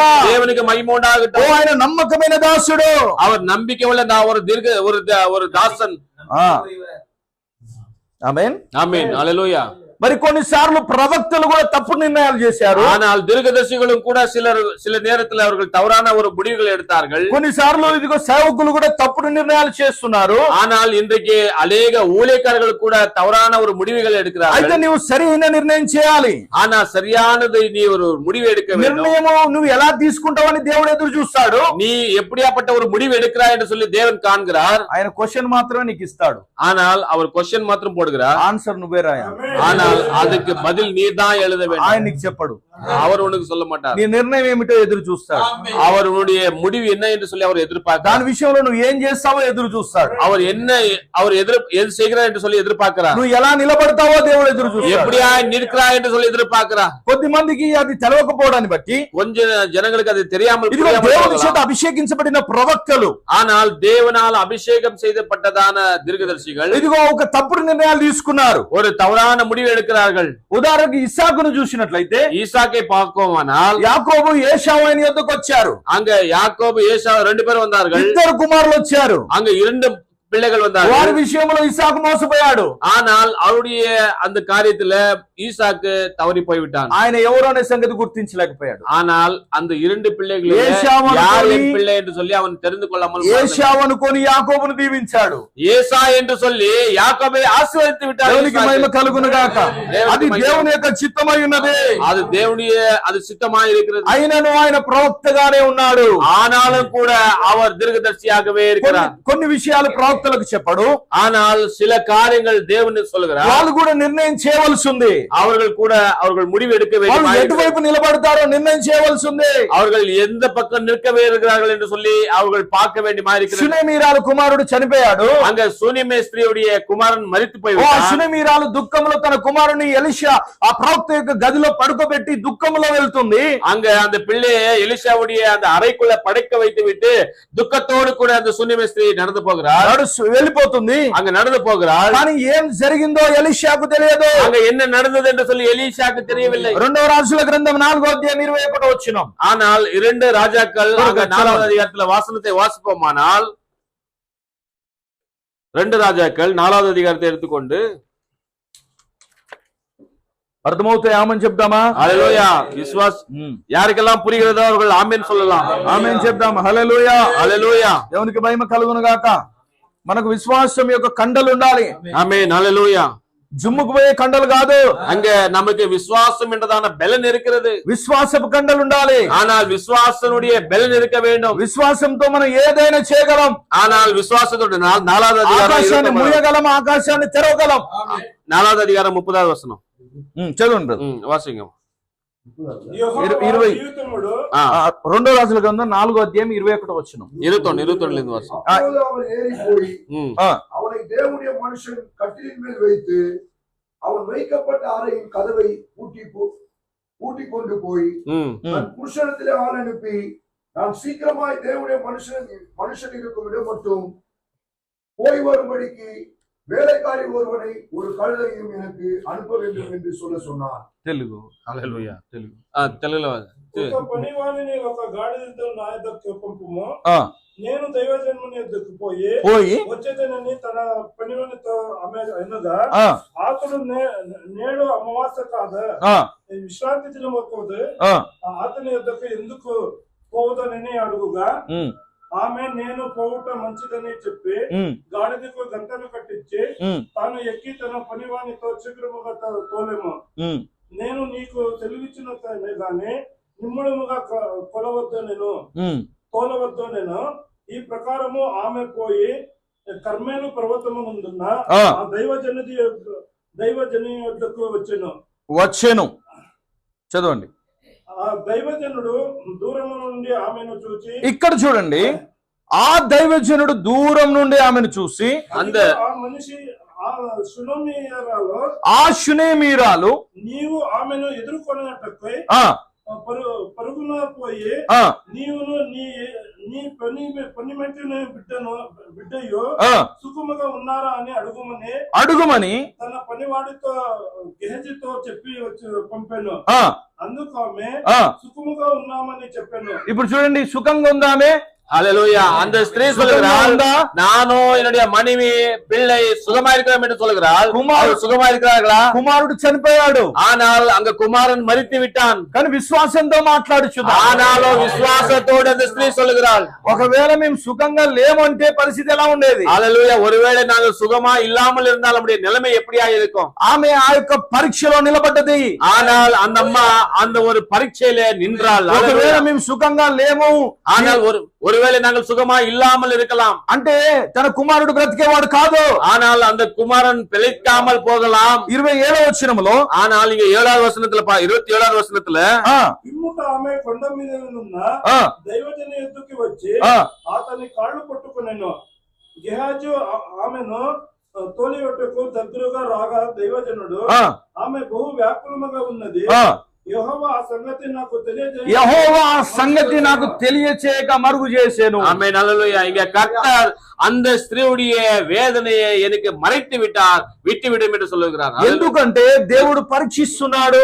தேவன் பரீட்சை பார்த்து கொண்டிருக்கிறார். వీళ్ళు ఎలా నిలబడతారని దేవుడు చూస్తున్నాడు. இவர்கள் எப்படியாக செய்தியில நிலைநிற்கிறார்கள் ఆ షునేమీరాలు పరీక్షలో నిలబడ్డది. அந்த சூனியமே ஸ்திரீ விசுவாசத்துல பரீட்சையில நிலை நின்றார். ఆమేన్. దేవునికి మహిమ కలుగును గాక. మన ప్రవక్త విలియం బ్రన్హామ్ గారిని కూడా దేవుడు పరీక్షించాడు. హల్లెలూయా. நம்முடைய தீர்க்கதரிசியையும் கூட அப்படியே தேவன் சோதித்தார். ఆయన మీటింగ్ లో அங்க அவருடைய செய்திய ஒரு நாட்கள்ல మరి ఒక యవన అబ్బాయి, ఒక యవన అమ్మాయి, அங்க ஒரு வாலிப பெண்மணி, வாலிப వారు చివరన కూర్చొని அவங்க முன்னாடி உட்கார்ந்து கொண்டு ఇదిగో వారు చేయరాని కార్యాలు చేస్తున్నారు. செய்யக்கூடாத காரியங்களை சபையில செய்து கொண்டிருக்கிறார்கள். పరిశుద్ధాత్మ దిగి వచ్చింది. அங்க பரிசுத்த ஆவி இறங்கி வருகிறது. ఇప్పుడు నువ్వు వాళ్ళని ఏం చేస్తావో చేసేయ్. ஆனால் இப்பொழுது அவர்களுக்கு நீ என்ன சொன்னாலும் அது நடக்கும், நீ சொல்லு என்று சொல்றார். అధికారం నీకు ఇచ్చానని చెప్పింది. அந்த அதிகாரத்தை உனக்கு நான் கொடுக்கிறேன் என்று சொல்கிறார் தேவன். ప్రవక్త బ్రహ్మ గారు ஆனால் தீர்க்கதரிசி அங்க சொல்கிறார், నేను క్షమిస్తున్నాను అన్నాడు. அவர்களை நான் மன்னிக்கிறேன் என்று சொல்கிறார். వాళ్ళు అక్కడ పడి వాళ్ళ జీవితాలు దేవునికి అర్పించారు. அவர்கள் விழுந்து அவருடைய வாழ்க்கையை கர்த்தருக்கு ஒப்பித்தார்கள். అప్పుడు పరిశుద్ధాత్మ వచ్చింది. அங்க பரிசுத்த ஆவி வந்தது. ఈ పరీక్షలో నువ్వు గెలిచావు అన్నాడు ఆయన. ஆனால் இந்த ஒரு పరీక్షையில தீர்க்கதரிசி நீ வென்று விட்டாய் என்று சொல்கிறார் தேவன். ఎలీషా క్షమించలేకపోయాడు. அங்க ఎలీషా మన్నికాமல் పోయిவிட்டார். బోడివాడ అని పిల్లలు ఇదిగో ఆయన మీదకి వచ్చినప్పుడు அந்த சிறு பிள்ளைகள் அந்த எலிஷாவை பார்த்து மொட்டத்தலையா ஏறிப்போ என்று சொல்லும். ఆయన శపించాడు. அந்த எலிஷா அந்த பிள்ளைகளை சபித்தான். కానీ ఈయన మాత్రం, ஆனால் இந்த தீர்க்கதரிசி சொல்கிறார், పరీక్షలో నిలబడి వారిని ఇదిగో క్షమించాడు. ஆனால் அந்த పరీక్షையில் இருக்கிறதான அந்த பிள்ளைகளை 2 பேரையும் மன்னிக்கிறார். కనుక పరీక్షలో నీవు మాత్రమే నిలబడవలసి ఉంది. ஆனால் அந்த పరీక్షையிலே சோதனையிலே நீ மட்டும்தான் இருக்க வேண்டுமா இருக்கிறது. ఆ పరీక్షను నీవు మాత్రమే రాయవలసి ఉంది. நீ மட்டும்தான் இருக்க வேண்டும் இந்த சுவிசேஷத்துல. ఆమేన్. కలుగును గాక. ஆமென். ஹalleluya. పరీక్షను ఇంకో రాయడానికి కుదరదు. இந்த செய்தியில நிச்சயமாக மற்றவர்கள் இன்னும் அது வரக்கூடாது. ప్లీజ్ కమ్ కమ్ பிரதர் இங்க வாங்க, மேல வாங்க. వచ్చేసేయండి. ఇట్రండి. இங்க கொஞ்சம் அட்ஜஸ்ட் பண்ணிக்கங்க. బాయ్స్ బ్రదర్ இங்க உட்காருங்க. ఇట్రండి. உட்காருங்க பிரதர். ఇట్రండి. உட்காருங்க. மூணு பேர் உட்காரலாம். రండి. ఓకే. ஸ்கூலுக்கு వెళ్ళి నీ పరీక్ష నువ్వు రాస్తావా, నీ పరీక్ష ఇంకోరు రాస్తారా? ஸ்கூலுக்கு போயிட்டு நம்முடைய பரீட்சையை நாம் எழுதுகிறோமா இல்ல நம்முடைய பரீட்சையை மற்றவர்கள் எழுதுகிறார்களா? నీ వంతుకు మీ యొక్క టీచర్ రాస్తాడా, మీ బోధకుడు? ஹalleluya. உனக்காக உன்னுடைய போதகர் எழுத முடியுமா? మీ పరీక్ష పాస్ గా రాయడానికి కుదరదు. ஆனால் உன்னுடைய பரீட்சை பாஸா எழுதுவதற்கு அவரால முடியாது. పాస్టర్ పరీక్ష మీరు రాయడానికి కుదరదు. ஹalleluya. பாஸ்டருடைய அந்த பரீட்சையை நீங்கள் எழுத முடியாது. ఎవరి పరీక్షలో వాళ్ళు దేవుని కోసం నిలబడాల్సిందే. யாருடைய பரீட்சையிலே அவர்கள் தான் எழுத வேண்டும். అయితే నువ్వు దాన్ని ఓన్ గా రాయాలి. ஹalleluya. அவர்கள் சொந்தமாக அவர்கள் எழுத வேண்டும். విశ్వాసంతో రాయాలి. அவர்கள் விசுவாசமாக எழுத வேண்டும். దేవునికి మహిమ కలుగును గాక. தேவனுக்கு மகிமை உண்டாகட்டும். కనుక కొన్ని పరీక్షలలో కొద్దిమంది ఓడిపోయిన వాళ్ళు ఉన్నారు. ஆனால் சிலர் பரீட்சையிலே தோற்று போனவர்கள் இருக்கிறார்கள். కానీ దేవుని యొక్క సహాయాన్ని అడిగి నువ్వు నిలబడాలి. ஆனால் தேவனிடத்துல நீங்கள் ஒரு சகாயத்தை பெற்றுக்கொண்டு நீங்கள் உறுதியாய் நிற்க வேண்டும். సరైన పరీక్ష నువ్వు రాయాలి. சரியான பரீட்சையை நீங்கள் எழுத வேண்டும். దేవునికి మహిమ కలుగును గాక. தேவனுக்கு மகிமை உண்டாகட்டும். హల్లెలూయా. హల్లెలూయా. నా ప్రియమైన సోదరి సోదరుడా, நம்முடைய అన్பான ప్రియ మరి ఇస్సాకు కొరకు వధువు కావాలన్నప్పుడు அங்க ஈசாக்குக்காக ஒரு மணவாட்டி வேண்டும் என்று சொன்னபோது ఎలియాజరును పంపుతున్నాడు. அங்க எலியாசரை அனுப்புகிறார் అమ్మాయిని చూడడానికి. ஹalleluya. பெண்ணை பார்ப்பதற்கு. యేసుక్రీస్తుకు వధువు కావాల్సి వచ్చినప్పుడు ஆனால் இயேசு கிறிஸ்துவுக்கு மணவாட்டி தேவைப்படும் பொழுது ఎలియాజరును పంపించాడు ఆయన. அங்க எலியாசரை அனுப்புகிறார். ஹalleluya. ఎవరా ఎలియాజర్? யார் அந்த எலியாசர்? విలియమైన வில்லியமரின் பிரதமராக இருக்கிறார். ఎలియాజర్ లేకుండా ఈ పెళ్లి సెట్ కాదు. ஆனால் எலியாசர் இல்லாமல் இந்த திருமணமானது ஓகே ஆகாது. ఎలియాజర్ ను నమ్మకుండా నువ్వు ఆయన దగ్గరికి పోలేవు. ஆனால் அந்த எலியாசரை விசுவாசிக்காமல் அங்க போக முடியாது. నువ్వు ఎలియాజర్ నమ్మవలసి ఉంది. அந்த எலியாசரை நீ தெரிந்து கொள்ள வேண்டியமா இருக்கிறது. ఎలియాజర్ చెప్తున్న మాటలు నమ్మవలసి ఉంది. எலியாசர் சொல்லுகிற பேச்சை நீ நம்ப வேண்டியமா இருக்கிறது. ఆమేన్. హల్లెలూయా. ఓ ఆ ఎలియాజర్ నమ్మకమైన వాడు. அந்த எலியாசர் விசுவாசம் உள்ளவர். ఈ ఎలియాజర్ నమ్మకమైన వాడు. இந்த எலியாசர் கூட விசுவாசம் உள்ளவராக இருக்கிறார். ఆ ఎలియాజర్ ఆయన గంత గురించి చెప్పలేదు. ஆனால் அந்த எலியாசர் தன்னுடைய வெளிப்பாடுகளை பற்றி சொல்லவில்லை. ఈ ఎలియాజర్ తన గంత గురించి చెప్పలేదు. ஆனால் இவரும் கூட அதே போலதான் எந்த காரியத்தையும் கூட அவர் அதிகமாக சொல்லாமல் அது விட்டார். ఆ ఎలియాజర్ ఆయన యజమాని గురించి చెప్పాడు. அவர் அந்த எலியாசர் தன்னுடைய எஜமானை பற்றி சொன்னார். ఈ ఎలియాజర్ ఆయన యజమాని గురించి చెప్పాడు. இந்த எலியாசர் கூட அவருடைய மனவாளனா இருக்கிறார். ఆయన సొంత బోధన చేయలేదు. ఆయన సొంత బోధన చేయలేదు. அவர் சொந்த போதனையை அவர் செய்யவில்லை. ఆమేన్. అర్థమవుతుందా? நம்பிக்கை வருகிறது. హల్లెలూయా. దేవునికి మహిమ కలుగును గాక. దేవునికి మహిమ ఉండాగటం. మరి ఆ ఎలియాజర్ ఆయన భార్య కావాలంటే ఒక మధ్యవర్తి కావాలి. ஹalleluya. அங்க ஒரு மனைவி தேவைப்படுகிறது என்று சொன்னால், ஒரு பெண் தேவைப்படுகிறது சொன்னால், ஒரு நடுவனால் ஒரு தேவை. ఏ పెళ్లి జరిగినా எந்த ஒரு திருமணம் நடந்தாலும் మధ్యవర్తి లేకుండా జరగదు. அங்க யாராவது மத்தியஸ்தர் இல்லாமல் அது நடக்க முடியாது. జరుగుతుందా? ஹalleluya. ఏ పెళ్ళైనా జరుగుతుందా మధ్యవర్తి లేకుండా? அந்த நடுவாளர் இல்லாமல் எந்த ஒரு திருமணமும் கூட நடக்க முடியாது. ఖచ్చితంగా మధ్యవర్తి ఉండాలి.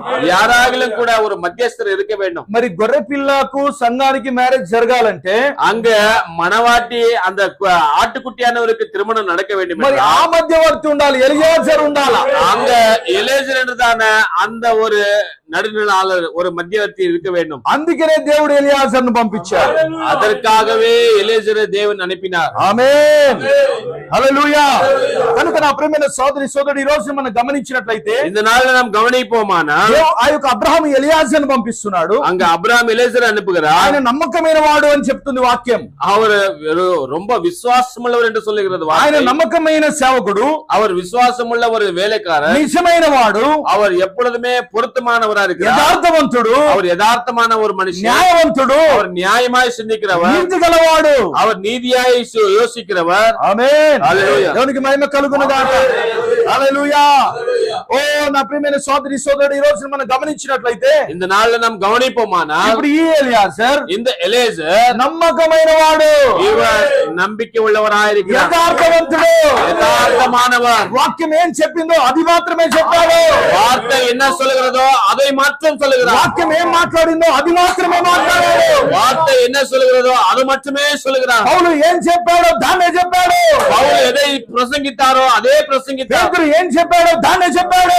பேதுரு எது பிரசங்கித்தாரோ அதே பிரசங்கித்தார். పేతురు యేసుక్రీస్తు నామములో బాప్తిస్మం అన్నాడు. அங்க பேதுரு இயேசு கிறிஸ்து நாமத்தில் ஞானஸ்நானம் என்று ఈ சொன்னார். ఎలియాజర్ యేసుక్రీస్తు నామములో బాప్తిస్మం గురించి చెప్పాడు. இந்த எலேசரும் கூட இயேசு கிறிஸ்து நாமத்துல தான் ஞானஸ்நானம் என்று சொன்னார். దేవునికి మహిమ కలుగును గాక. దేవునికి మహిమ ఒకరోజు కలుగును గాక. ప్రవక్త బ్రహ్నాం గారి దగ్గరికి వచ్చి, ஆனால் ஒரு நாள் தீர்க்கதரிசி பிரணாம் இடத்துல கடந்து வந்து నువ్వు చెప్తున్న ఈ బోధన బట్టి நீ சொல்லுகிறதான இந்த சுவிசேஷத்தை பற்றி నువ్వు నరకానికి పోతే ఎలా ఉంటది నీ పరిస్థితి అని ఒకరు అడిగారు ఆయన్ని. ஆனால் நீ சொல்லுகிறதான சுவிசேஷத்தை நிமித்தமாய் நீ நரகத்துக்கு போனேயானால் நீ உனக்கு எப்படி இருக்கும் என்று சொல்லி ஒருவர் இந்த தீர்க்கதரிசி இடத்துல கேக்குறாங்க. అప్పుడు ఆయన అన్నాడు, அதுக்கு தீர்க்கதரிசி சொல்லுகிறார், సోదరుడా சோதரா పౌలు ఏం చెప్పాడో నేను అదే చెప్పాను. பவுல் எதை சொன்னாரோ அதை தான் நான் சொல்லுகிறேன். పేతురు ఏం చెప్పాడో నేను అదే చెప్పాను. பேதுரு எது சொன்னாரோ அதுதான் நானும் சொன்னேன். అపోస్తలులు ఏం చెప్పారో నేను అదే చెప్పాను. அங்க அப்போஸ்தலர்கள் எதை செய்தார்களோ நானே அதை செய்தேன். పౌలు నరకంలో ఉంటే నేను ఉండడానికి రెడీ అన్నాడు. பவுல் நரகத்தில் இருக்கிறது உண்மையானால் நானும் அங்க போவதுக்கு உண்மை என்று சொல்கிறார். ఆమేన్. ఇప్పుడు పౌలు ఏం చెప్పాడో, పేతురు ఏం చెప్పాడో, విలియం బ్రహ్నాం గారు ఏం చెప్పాడో మనం అదే చెప్తాం. அங்க பேதுரு, பவுல், வில்லியம் பிரணாம் எதை சொன்னார்களோ நாமும் கூட அதே சொல்லுகிறோம். ఇప్పుడు ఒకవేళ వాళ్ళు నరకంలో ఉంటే మనం నరకంలో ఉంటాం. அவர்கள் நரகத்தில் இருப்பார்கள், நாமும் அங்கே இருப்போம். వాళ్ళు పరలోకంలో ఉంటే మనం పరలోకంలో ఉంటాం. அவர்கள் பரலோகத்தில் இருக்கிறார்கள் சொன்னால் நானும் அங்கே இருப்பேன். ఒకవేళ వాళ్ళ బోధకు వ్యతిరేకంగా చెప్పే వాళ్ళు ఎక్కడ ఉంటారో మీరు ఆలోచన చేయండి. அவர்கள் சுவிசேஷத்துக்கு விரோதமாய் இருப்பவர்கள் எங்க இருப்பார்கள் என்று சொல்லி நீங்களே கொஞ்சம் யோசித்து பாருங்க. 100% నరకంలో ఉంటారు. அவர்கள் 100% ఎందుకంటే ఈ బోధకు వ్యతిరేకంగా దేవదూత దిగి వచ్చి చెప్పిన శాపగ్రస్తుడు అన్నాడు పౌలు. ஹல்லேலூயா. இங்க பவுல் சொல்லுகிறார், இந்த ஒரு சுவிசேஷத்துக்கு மாறாக எந்த ஒரு தூதன் வந்து சொன்னாலும் கூட அவன் சபிக்கப்பட்டவன் என்று ఇది சொல்கிறார். ప్రభు యొక్క ఆజ్ఞలు అని రాశాడు. இது கர்த்தருடைய கட்டளை என்று சொல்கிறார். దేవునికి మహిమ కలుగును గాక. హల్లెలూయా. మరి అబ్రహాము పంపే వరకు ఎలియాజర్ వెళ్ళలేదు. அங்க அப்ரஹாம் அனுப்புற வரையிலும் கூட எலியாசர் தானாக போகவில்லை. నేను వెళ్తానని వెళ్ళలేదు. நானே போகிறேன் என்று சொல்லி சுயமாக எலியாசர் வரல. తన యజమానుడు చెప్పకుండా ఆయన వెళ్ళలేదు. அந்த எலியாசர் சொல்லாமல் அங்க அப்ரஹாம் சொல்லாமல் எலியாசர் வர முடியாதுங்க. ఈ రోజు దేవుడు చెప్పకుండా మనం వెళ్ళకూడదు. ஆனால் தேவன் சொல்லாமல் நாம் போக கூடாதுங்க. ఆయన పిలవకుండా మనం వెళ్ళకూడదు. அவர் அழைக்காமல் நாம் போக கூடாதுங்க. ఆయన వెళ్ళమని చెప్పకుండా మనం వెళ్ళకూడదు. அவர் போக வேண்டாம் என்று சொல்லும் பொழுது நாம் போக கூடாது. అబ్రహాము వెళ్ళమంటేనే ఎలియాజర్ వెళ్ళాడు. அப்ரஹாம் போ என்று சொல்லும் பொழுதுதான் எலியாசர் கடந்து మరి ఈ போனார். రోజున చాలా మంది సంఘ శాఖలలో இன்றைக்கு அநேக ஸ்தாபனங்களில் మరి దేవుడు పిలవకుండానే డబ్బు కోసం పరిగెత్తుతున్నారు సేవని. தேவனுடைய அழைப்பு இல்லாமல் அநேகர் உலகத்துல ஓடிக்கொண்டிருக்கிறார்கள். పేరు ప్రఖ్యాతుల కోసం ప్రయాసపడుతున్నారు. வேறு புகழ்ச்சிக்காக ஓடிக்கொண்டிருக்கிறார்கள். ఈ రోజులలో వర్తమానంలో కూడా இன்றைக்கு செய்தியிலும் கூட మరి ఈ రోజున ఇదిగో పేరు ప్రఖ్యాతుల కోసం ప్రయాసపడుతున్నారు. அவர் இந்த நாட்கள் அநேகர் பேருக்காக புகழ்ச்சிக்காக அநேகர் డబ్బు பிரயாசப்படுகிறார்கள். కోసం ప్రయాసపడుతున్నారు. பணத்துக்காக பிரயாசப்படுகிறார்கள். ఘనతల కోసం ప్రయాసపడుతున్నారు. பணத்துக்காக కానీ பிரயாசப்படுகிறார்கள். ఈ మన యొక్క ఎలియాజర్ ஆனா நம்முடைய எலியாசர் ఏ రోజు వాటి కొరకు ఆయన ప్రయాసపడలేదు. ஆனால் நம்முடைய எலியாசர் ஒரு பொழுதும் பணத்துக்காக ఆయన பிரயாசப்படவில்லை. ఆస్తులను పెంచుకునే పనిలో లేడు ఆయన. அவர்கள் ஆஸ்தியில தன்னை பெருக்கிக் கொள்வதற்கு ஆஸ்தி விருப்பப்படவில்லை. ఆయన ఆత్మలను సంపాదించే పనిలో ఉన్నాడు. அவர் ஆத்மாக்களை தேவனுக்கு திரட்டுவதற்காகவே ఈ రోజు பிரயாசப்பட்டார். దేవుడు నేను పిలిచింది ఆస్తులు పెంచడానికి కాదు. ஆனால் இந்த நாளில தேவன் உன்னை அழித்திருப்பது ஆஸ்தியை பெருக்கிக் கொள்வதற்காக அல்ல, ఈ రోజు దేవుడు నిన్ను పిలిచింది ఆత్మలను సంపాదించడానికి. ஆத்மாக்களை ரட்சிப்பதற்காகவே தேவன் உன்னை அழித்திருக்கிறார். ఎలియాజర్ను పంపించింది వధువును తీసుకొని బయటికి రావడానికి. அந்த எலியாசரை அனுப்பினது எதுக்காக என்று சொன்னால் மணவாட்டியை வெளியே ఆమేన్. దేవునికి మహిమ కలుగును గాక. ఆస్తుల సంపాదన కావాలా, ఆత్మల సంపాదన కావాలా? ஆஸ்தி நமக்கு வேண்டுமா, ஆத்மாக்கள் நமக்கு வேண்டுமா? ఈడ ఎంత సంపాదించినా విడిచిపెట్టాల్సిందే. ஹல்லேலூயா. இங்க எவ்வளவு ஆஸ்திகள் நாம் பெருக்கினாலும் ஒரு நாள் விட்டு விட்டு போக வேண்டும். ఒక్క ఆత్మను ఇక్కడ నువ్వు రక్షించగలిగినట్లయితే, ஆனால் இங்கே நீ ஒரு ஆத்மாவை நீ దేవుని యొక్క ரட்சிக்கிறாய். దృష్టిలో 10,000 ప్రపంచాలను సాధించిన వ్యక్తి అవుతావు. தேவனுடைய பார்வையில 10,000 உலகத்துக்கு சமம் ஒரு ஆத்மாவுடைய விலை. ఆత్మలను పట్టుకునే పనిలో ఉండు. ஆத்மாக்களை ரட்சிக்கிறதான ஒரு நேரத்துல நீ இருக்கிறாய். ఆస్తులు సంపాదించే పనిని పక్కకు పెట్టే. ஆஸ்திகளை சம்பாதிக்கிறதான காரியங்களை ஓரக்கட்டு. నీవు ఆత్మలను సంపాదించే పనిలో ఉండు. ஆத்துமாக்களை ரட்சிக்கும்படியாக తర్వాత దేవుడు అన్ని నీకు సమకూరుస్తాడు. ఆయన எல்லாவற்றையும் தேவன் அவர் ஒற்றுமையாய் నీవు மாற்றுவார். ఆయన వైపు పరిగెత్తు. அவருக்காக நீ ஓடு. ఆయన నీకున్న సమస్తాన్ని చూసుకోగలరు. அவர் உனக்கு இருக்கிறதான எல்லாவற்றையும் அவர் பார்க்கவல்லவர். ఈ రోజున సంఘ శాఖ వాళ్ళు, ஆனா இன்னைக்கு இருக்கிறதான ஸ்தாபன పెంటెకోస్తు వాళ్ళు, பெண்டெகோஸ்ட் ஜனங்கள், బాప్టిస్ట్ వాళ్ళు பாப்டிஸ்ட் காரங்க ఆశ్చర్య కార్యముల వెంబడి పరిగెత్తుతున్నారు. அவர்கள் ஆச்சரியமான காரியங்களை குறித்துக்காக ஓடிக்கொண்டிருக்கிறார்கள். వరముల వెంబడి పరిగెత్తుతున్నారు. வரங்களுக்காக ஓடுகிறார்கள். వరములు కావాలని పరిగెత్తుతున్నారు. வரம் வேண்டும் என்று சொல்லி போகிறார்கள். అయితే మనం పరిగెత్తవలసింది, ஆனால் நாம் ఎదற்காக ఓడ வேண்டும் என்று వరం சொன்னால், ఇచ్చిన ఆయన కావాలని పరిగెత్తుతాం. அந்த வரத்தை கொடுத்தவருக்காக நாம் ஓட வேண்டும். వరం కావాలా, వరం ఇచ్చిన ఆయన కావాలా? வரம் தேவையா, வரத்தை கொடுத்தவர்கள் நமக்கு தேவையா? నేను ఇదిగో ఈ యొక్క ఫోన్ బ్రదర్ బాయ్స్ బ్రదర్ కు వరం ఇస్తున్నాను, గిఫ్ట్. ஆனால் இந்த ஒரு போனை நான் யாருக்கோ ஒருத்தருக்கு நான் கிஃப்டா கொடுத்துக்கிறேன், బహుమానమే கொடுக்கிறேன். ఇప్పుడు ఆ ఫోన్ పట్టుకొని, ఆ వరమును పట్టుకొని, அந்த போன் వరం பிடித்துக்கொண்டு, ఇదిగో కాలేబ్ పాస్ గారు ఇదిగో నా జేబులోనే ఉన్నాడు అంటే రైట్ ఏనాది? ஆனால் இப்பொழுது அந்த காலே பாஸ் என்னுடைய ஜாப்ல இருக்கிறாருன்னு சொன்னாக்க அது விசுவாசமா? నా దగ్గర అనేకమైన వరాలు ఉన్నాయి, என்னிடத்துல அநேக வரங்கள் இருக்கிறது. అయితే నేను ఒకటి మాత్రమే ఆయనకి ఇచ్చాను. நான் ஒன்று மட்டும்தான் அவருக்கு நான் கொடுத்தேன். అయితే ఈ రోజున వధువుకు ఒకటి అవసరం లేదు, ஆனால் மனவாட்டிக்கு ஒன்று மாத்திரம் அவசியம் రెండు இல்லை. అవసరం లేదు, ரெண்டு போதாது. అసలు వరం ఇచ్చిన ఆయనే కావాలా? அந்த வரத்தை கொடுத்தவரே நமக்கு தேவை. ఆమేన్. వరం ఇచ్చిన ఆయనే కావాలా? யார் வரம் கொடுத்தார்களோ அவரே எனக்கு வேண்டும். వరం కావాలా, వరం ఇచ్చిన ఆయన కావాలా? வரம் வரம் வேணும்னா நமக்கு வரம் கொடுத்தவர் நமக்கு வேணும். చెప్పండి కన్నయ్య బ్రదర్, వరం కావాలా, వరం ఇచ్చిన ఆయన కావాలా? வரம் வேணுமா, వరం கொடுத்தவரே நமக்கு వరం வேணுமா? ఇచ్చిన ఆయన ఉంటే అన్ని వరాలు మన దగ్గర ఉంటాయి. ஆமென். வரம் கொடுத்தவர் இருந்தால் எல்லாமும் நம்ம இடத்துல வந்துவிடும். ఆమేన్. దేవునికి మహిమ కలుగును గాక. దేవునికి మహిమ అప్పుడు సోదరి ఈ రోజు మనం గమనించినట్టయితే, நாம் இன்றைக்கு கவனிப்போமானால், చూడండి, మరి దేవుని యొక్క ఆత్మ చేత కదిలే మనిషి కోసం దేవుడు ఎదుగుతున్నాడు. தேவனுடைய ஆத்மாக்காக நாம் நடக்கிறதான மனுஷர்களை தேவனுக்கு எதிர்பார்க்கிறார். రాజకీయాలు చేసే వ్యక్తి కూడా కాదు, அரசியல் செய்பவர்கள் அல்ல, ఈ లోకానుసమైన జీవితాన్ని కలిగిన వ్యక్తి కోసం కాదు, இந்த உலகத்திற்காக வாழ்கிறவர்களுக்காக அல்ல, దేవుని ఆత్మతో కదిలే వ్యక్తుల కోసం దేవుడు చూస్తున్నాడు. தேவனுடைய ஆத்மாக்காக பிரயாசப்படுகிற ஆத்மா. దేవునికి ఒక్క వ్యక్తి చాలండి. தேவனுக்கு ஒரு மனிதன் போதும். ఆయన వాక్యానికి లోబడే ఒక్క వ్యక్తి ఉంటే చాలు. அவருடைய வார்த்தைக்கு கீழ்ப்படுகிற ஒரு மனுஷன் ఈ போதும். బెంగళూరు అంతా తగలబెట్టేస్తాడు. அல்லேலூயா. இந்த பெங்களூரையே தேவன் எரித்து விடுகிறவரா இருக்கிறார். ఒక్క శిష్యుడే భారతదేశానికి వచ్చాడు. ஒரே ஒரு சிஷ்யன் தான் இந்த பாரத தேசத்துக்கு வந்தார். భారతదేశం మొత్తం సువార్త వచ్చేసింది. இந்த பாரத தேசம் முழுதுமாக சுவிசேஷம் வந்தது. మరి మీరు గనుక పూర్తిగా దేవునికి లోబడ్డట్లయితే, நீங்க தேவனுடைய வார்த்தைக்கு முழுமையாக கீழ்ப்படிவீர்களானால் దేవుడు వాడుకుంటాడు. தேவன் உங்களை எடுத்து உபயோகிக்கிறவராக இருக்கிறார். పూరగా వాడుకుంటాడు. அல்லேலூயா. அவர் எல்லாவற்றிலும் பூலோகம் முழுவதுமாக எடுத்து ఆయన శక్తితో మిమ్మల్ని నింపుతాడు. அவருடைய வல்லமையோடு உங்களை ఆ நிரப்புகிறார். రోజున వాళ్ళు పట్టణాలను గలిబిలి చేసినట్టుగా, ఆ రోజున ఇదిగో అపోస్తలులు పట్టణాలను அன்னைக்கு அப்போஸ்தலர்கள் பட்டணங்களை அவர்கள் அசைத்தார்கள், దర్శనలను కలవరపరిచినట్లుగా, அநேகருடைய இருதயங்களை ఈ கலக்கடித்தார்கள். రోజున సంఘ శాఖలన్నిటిని గలిబిలి చేయగలవు. ஆனா இன்றைக்கு அநேக ஸ்தாபனங்களை உன்னால கலக்க முடியும். అన్నిటిని కలవరపరచగలవు. அநேக நாட்கள் ஸ்தாபனங்களை நீ கலக்க దేవుని முடியும். ఆత్మ చేత నువ్వు కదలాలి.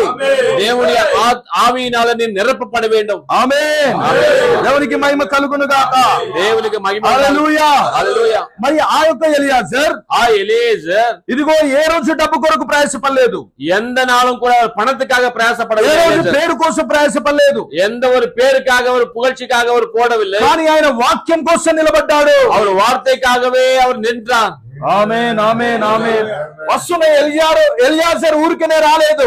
அந்த எலியேசர் வெறுமையாக வரவில்லை, அவர் கையாட்டி கொண்டு கை வீசி கொண்டு வரவில்லை. ఆదికాండం 27వ అధ్యాయం 1వ వచనం. இங்க ஆதியாகமம் 27வது அதிகாரத்தை எடுத்துக்கொள்ளலாம். ஆதியாகமம் 27வது அதிகாரம் 1வது வசனத்தை வாசிக்கும் பொழுது, 27వ అధ్యాయం 1వ వచనం త్వరగా. ఈసాకు వృద్ధుడైన అతని కన్నులకు కొంచెం మన సమయం లేదు గనక మందదృష్టి ఒక్క నిమిషం బ్రదర్. ఆ ఒంటెలను తీసుకొని వెళ్తున్నాడు ఆయన, కొంచెం టైం లేదు కాబట్టి. ఎలియాజర్ ఒంటెలను తీసుకొని 24వ అధ్యాయం 24 సారీ 24 16 రైట్ 16 14 నుంచి చదవండి. కాబట్టి నేను త్రాగునట్టు నీవు దయచేసి 11 ఒకసారి చదవండి. 13 లేదా 10 నుండి చదవండి. 10 నుండి. అతడు తన యజమానుని ఒంటెల్లో 10 ఒంటెలు, తన యజమానుని ఆస్తిలో శ్రేష్టమైన తన యజమానుని ఆస్తిలో శ్రేష్టమైన నానా విధములకు వస్తువులను తీసుకొని పోయిను. ఆమేన్. ఎవరికి ఇవ్వడానికి తీసుకెళ్తున్నాడు? ஹல்லேலூயா. அநேக பகுமானங்களை எடுத்துக்கொண்டு போய் கொண்டிருக்க. யாருக்கு கொடுப்பதற்காக? ఎవరికి ఇవ్వడానికి తీసుకెళ్తున్నాడు? யாருக்கு கொடுப்பதற்காக? கொஞ்சம் கவனம் கொடுங்க செய்தி பத்தி. ఇస్సాకు యొక్క వధువుకి ఇవ్వడానికి తీసుకెళ్తున్నాడు. ஹல்லேலூயா. அந்த ஈசாக்குடைய மனைவியா இருக்குதானே அந்த மணவாட்டிக்கு கொடுப்பதற்காக கடந்து போகிறார். ఈ ఎలియాజరు ఊరికనే రాలేదు. இந்த எலியேசர் சும்மா வரவில்லை. இந்த எலியேசர் சும்மா வரவில்லைங்க. 1170 వర్తమానాలని ఆ యొక్క నాణ్యములను పట్టుకొని వచ్చాడు ఆయన. சுமார் ஏறக்குறைய 1200 செய்திகளை அவர் கொண்டு அவர் இந்த உலகத்துக்கு ఆయన వధువుకి ఇవ్వడం కోసం వచ్చాడు. மணவாட்டிக்கு கொடுப்பதற்காக வந்தார். ఆమేన్. దేవునికి మహిమ కలుగును గాక. கர்த்தருக்கு மகிமை உண்டாகட்டும். వర్తమానాలు తీసుకొని వచ్చాడు. அவர் விசேஷமான அந்த செய்திகளை கொண்டு வந்தார். ఈ రోజు సంఘ శాఖ దగ్గర వాక్యం లేదు. இன்னைக்கு ஸ்தாபனங்களுக்குள்ள வார்த்தை என்பது இல்ல. ఈ రోజున వధువులోనే వాక్యం ఉంది. இன்னைக்கு அவர்களுக்கு மணவாட்டி இடத்துல மட்டும்தான் செய்தி. ఆమేన్. 11వ వచనం. సాయంకాలమందు, ஆமென், சாயங்கால வேளையில ఈయన సాయంకాలపు వర్తమానికుడై ఉన్నాడు. ஆனால் இவர் சாயங்கால வேளை சுவிசேஷகராக செய்தியாளனாக இருக்கிறார். ఈయన సాయంకాలపు వర్తమానికుడై ఉన్నాడు. இவர் சாயங்கால செய்தியாளனாக இருக்கிறார். ఈ రిబెకా ఎప్పుడు వస్తుంది?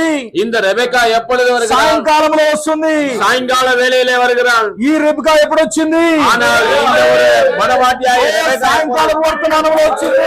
சாயங்கால வேளை அந்த ఆమేన్. దేవునికి మహిమ కలుగును గాక. సాయంకాలంలో వచ్చిన రిబెకా ఉన్నది. ஆனால் సాయంకాలத்துல வந்ததான ரெபெக்கா இருக்கிறது. ఆయన సాయంకాలం మందు వస్తున్నాడు. அவர் சாயங்காலத்துல வந்தார்.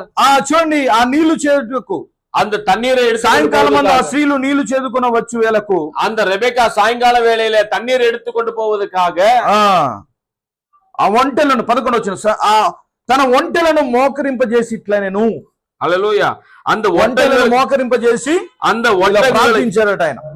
அந்த ஒட்டங்களை உட்கார வைத்து தண்ணீரை ஊற்றினார். ஹல்லேலூயா. ఆమేన్. ஆமென். ஹல்லேலூயா. హల్లెలూయా.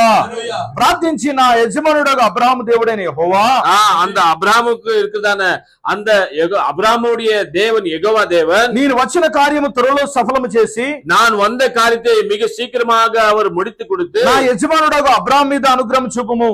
என்னுடைய எஜமானா இருக்கிறதான அப்ராம் மேல நீ இரக்கத்தை காட்டும். చిత్తగించుము. హల్లెలూయా. నీళ్ళ ఊట దగ్గర నిలుచుచున్నాను. நான் இந்த தண்ணீர் அண்டையில நான் இருக்கிறேன். ఈ ఊరు వారి పిల్లలు నీళ్లు చేదుకుంటూ వచ్చుచున్నారు. இந்த ஊருடைய பெண்மணிகள் தண்ணீர் எடுத்துக்கொண்டு போவதற்காக வருகிறார்கள். ఆమేన్. ఆమేన్. హల్లెలూయా. హల్లెలూయా చెప్తారండి. హల్లెలూయా. దేవునికి స్తోత్రం కలుగును గాక. దేవునికి స్తోత్రం ఆమేన్. పడ్డారు వచ్చారు. కాబట్టి నేను త్రాగునట్టు నీవు దయచేసి నీ కడవను వంచుమని நான் தண்ணீர் குடிப்பதற்காக చెప్పగా நான் சொல்லும் பொழுது నీవు తాగుము, நீரும் தண்ணீர் குடி, నీ వంటలో కూడా నీళ్లు పెట్టదనని ఏ చిన్నది చెప్పును. ஹல்லேலூயா. இந்த ஒட்டகத்துக்கும் தண்ணீர் கொடுக்கிறேன் என்று சொல்லி எந்த பெண்மணி சொல்லுகிறாளோ ఆమె నీ సేవకుడైన ఇస్సాకు కొరకు నియమించినదై ఉండునుగా. அந்த பெண்மணி தான் ஈசாக்குக்கு மணவாட்டி என்று சொல்லி முடிவு செய்கிறார். అందువలన నా యజమానుని మీద అనుగ్రహం చూపితువని తెలుసుకొందున నేను. ஆமென். ஹல்லேலூயா. அதனால நான் தேவன் இந்த பெண்மணி எனக்கு கொடுத்திருக்கார் என்று சொல்லி நிச்சயமாக நான் விசுவாசிக்கிறேன் என்று சொல்கிறார். ప్రార్థన చేసుకుని ఆయన బావి దగ్గరికి వెళ్ళాడు. அவர் ஜெபம் செய்து அந்த தண்ணீர் அண்டைக்கு கடந்து போனார். ఒక కన్యక వస్తుంది. ஒரு கன்னி பெண் வருகிறார். బ్యాప్టిస్ట్ అనే కన్యక. ஒரு பேப்டிஸ்ட் தான அது ஒரு கன்னி. ఈయన వెళ్ళాడు. அவர் கடந்து போனார். ఇదిగో తాగడానికి కొన్ని నీళ్ళు ఇవ్వమన్నాడు. கொஞ்சம் குடிப்பதற்கு தண்ணீர் தாரும். ఆ కన్యక అంది, அந்த கன்னி பெண் சொல்லுகிறார், నీకు చేతులు లేవా? உனக்கு தண்ணீர் இல்லையா? నువ్వే చేదుకోమంది. நீயே ஒன்று குடி என்று சொல்கிறார். ఆయన అన్నాడు, ఈమె కాదు. ஆமா, அவர்கள் இல்ல. ఆమేన్. చాలా మంది కన్యకలను చూశాడు, அநேக பெண்மணிகளை பார்க்கிறார். కానీ ఈయన దేవుని దగ్గర ఒకటి అడిగాడు. ஆனால் தேவனிடத்துல ஒன்றை கேட்டு వంటలకు పోస్తాను ఏ చిన్నదైతే நீயும் குடி, உன் ஒட்டகத்துக்கும் கொடுக்கிறேன் என்று ఆ சொல்கிறார். చిన్నదే నా యజమానుని యొక్క భార్య.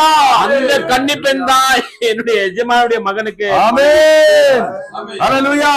పడ్డాగా వచ్చును. కాబట్టి నేను త్రాగునట్లు నువ్వు దయచేసిన నీ కడవను ఉంచమని నేను చెప్పగా 15వ వచనం. అతడు మాట్లాడట చాలింపక ముందే అబ్రహాము కుమారుడైన నాహోరు భార్యగు మిల్క కుమారుడైన బెతీయేలునకు పుట్టిన రిబెకా కడవ భుజం మీద పెట్టుకొని వచ్చుచుండెను. ఆమేన్. హల్లెలూయా. இங்கே மில்கால் மில்கானுக்கு பிறந்ததான அந்த மகள் அவள் தன்னுடைய குடத்தை எடுத்துக்கொண்டு தோள் மீது சுமந்து கொண்டு வந்து கொண்டிருக்கிறார். ஹல்லேலூயா. రిబ్కాను ఎవరు తీసుకొని వస్తున్నారు ఆ సమయానికి బయటికి? அந்த ரெபெக்காவை யார் அழைத்து கொண்டு வரார் வெளியே? దూత బయటికి తీసుకొని వస్తుంది. ஹல்லேலூயா. ஒரு தூதன் அழைத்து கொண்டு வரார் வெளியில. ఎందుకంటే ఎలియాజరుకు ముందుగా దూత వెళ్తుంది. ஹல்லேலூயா. எலியாசருக்கு முன்பதாக தூதன் போனார். ఈ రిబ్కాను ఎవరు బయటికి తీసుకొచ్చారు? இந்த ரெபெக்காவை யார் வெளியே அழைத்தார்? దూత బయటికి తీసుకొచ్చింది. ஒரு தூதன் அங்க வெளியே வந்தார். ఎలియాజరు వర్తమానం వినడం కోసం దూత మనల్ని బయటికి తీసుకొచ్చింది. அந்த எலியாசருடைய செய்தி கேட்பதற்காக ஒரு தூதன் நம்மை வெளியே அழைத்தார். నీకు ముందుగా దూతను పంపుతానన్నాడు ఆయన. உனக்கு முன்பதாக ஒரு தூதனை நான் ఈ రోజు ఇక్కడ அனுப்புகிறேன். కూర్చున్న మనందరినీ దూతనేనా తీసుకొచ్చింది. இங்கே உட்கார்ந்திருக்கிறதான நம்ம எல்லாரையும் கூட ఆయన దూత నీకు తోడుగా ఉంది. அந்த தூதன் நமக்கு ఆ ஜெயா దూత இருக்கிறார். నిన్ను బయటికి తీసుకొని వచ్చింది. அந்த தூதன் நம்மை துணையாய் நின்று அவர் வெளியில அழைத்துக் கொண்டு வருகிறார். ఆమేన్. ஆமென். హల్లెలూయా. చూసారా దూత ముందుకు వచ్చింది. அந்த చూడండి, தூதன் முன்பதாக ఇక్కడ ఆ வந்து కార్యం చూద్దాం. இங்க தொடர்ந்து வாசிக்கலாம்.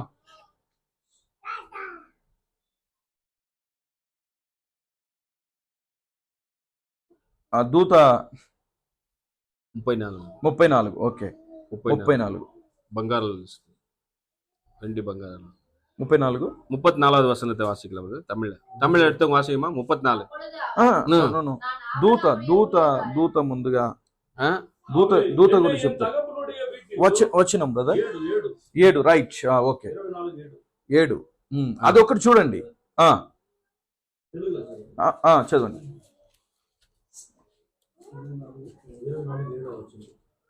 தமிழ்ல చదవండి. என்னை என் தகப்பனுடைய வீட்டிலும் என் இனத்தார் இருக்கிற தேசத்திலும் இருந்து அழைத்து வந்தவரும் உன் சந்ததிக்கு இந்த தேசத்தை தருவேன் என்று எனக்கு சொல்லி ஆணையிட்டவருமான வானத்துக்கும் தேவனாகிய கர்த்தர் நீ அங்கே இருந்து என் குமாரனுக்கு ஒரு பெண்ணை கொண்டு வரும்படிக்கு நம்முடைய தூதனை உனக்கு முன்பாக அனுப்புவார். ఎలియాజరుకు ముందు ఎవరెళ్ళారు? அங்க எலியாசருக்கு முன்பதாக யார் கடந்து போனார்கள்? రిబ్కాను తీసుకురావడానికి. அந்த ரெபெக்காவை அழைத்து கொண்டு வருவதற்காக. మరి వర్తమానం నువ్వు వింటున్నావంటే இந்த செய்தி நீ கேட்கிறாய் என்று சொன்னால் రెబెకా బావి యొద్దకు వస్తుంది. அங்க ரெபெக்கா அங்க தண்ணீர் அண்டைக்கு வருகிறார். రెబెకా నీళ్ళ యొద్దకు వస్తుంది. அந்த ரெபெக்கா தண்ணீர் அண்டைக்கு வந்தால் నీవు కూడా నీళ్ళ యొద్దకు వచ్చావు. நீ கூட அந்த தண்ணீர் அண்டைக்கு வந்தாய். ఏమి నీళ్ళవి? எந்த தண்ணீர் அது? జీవ జలం అనే నీళ్ళు. ஜீவ தண்ணீரா இருக்கிறதான ఆయన ఇచ్చిన నీళ్ళు తాగినట్లయితే அவர் கொடுத்த அந்த தண்ணீர் குடிப்பேன் ఎన్నడూ తప్పికొనవు. யாரும் மீண்டும் தாகம் அடைய மாட்டார்கள். ఈ రోజున జీవ జలం నీరు యొద్దకు దేవుడి యొక్క దూత నడిపించింది. அந்த ஜீவ தண்ணீர் அண்டையிலே ஒரு தூதன் உன்னை நடத்தி கொண்டு வந்தார். ఆమేన్. మన దాహం తీర్చబడ్డది. நம்முடைய தாகமானது தீர்க்கப்பட்டது. ఎలియాజరుకు ముందు ఎవరు వెళ్తున్నారు? அங்க எலியாசருக்கு முன்பதாக யார் வருகிறார்கள்? ఈ వర్తమానంలోకి మనంతట మనం రాలేదు.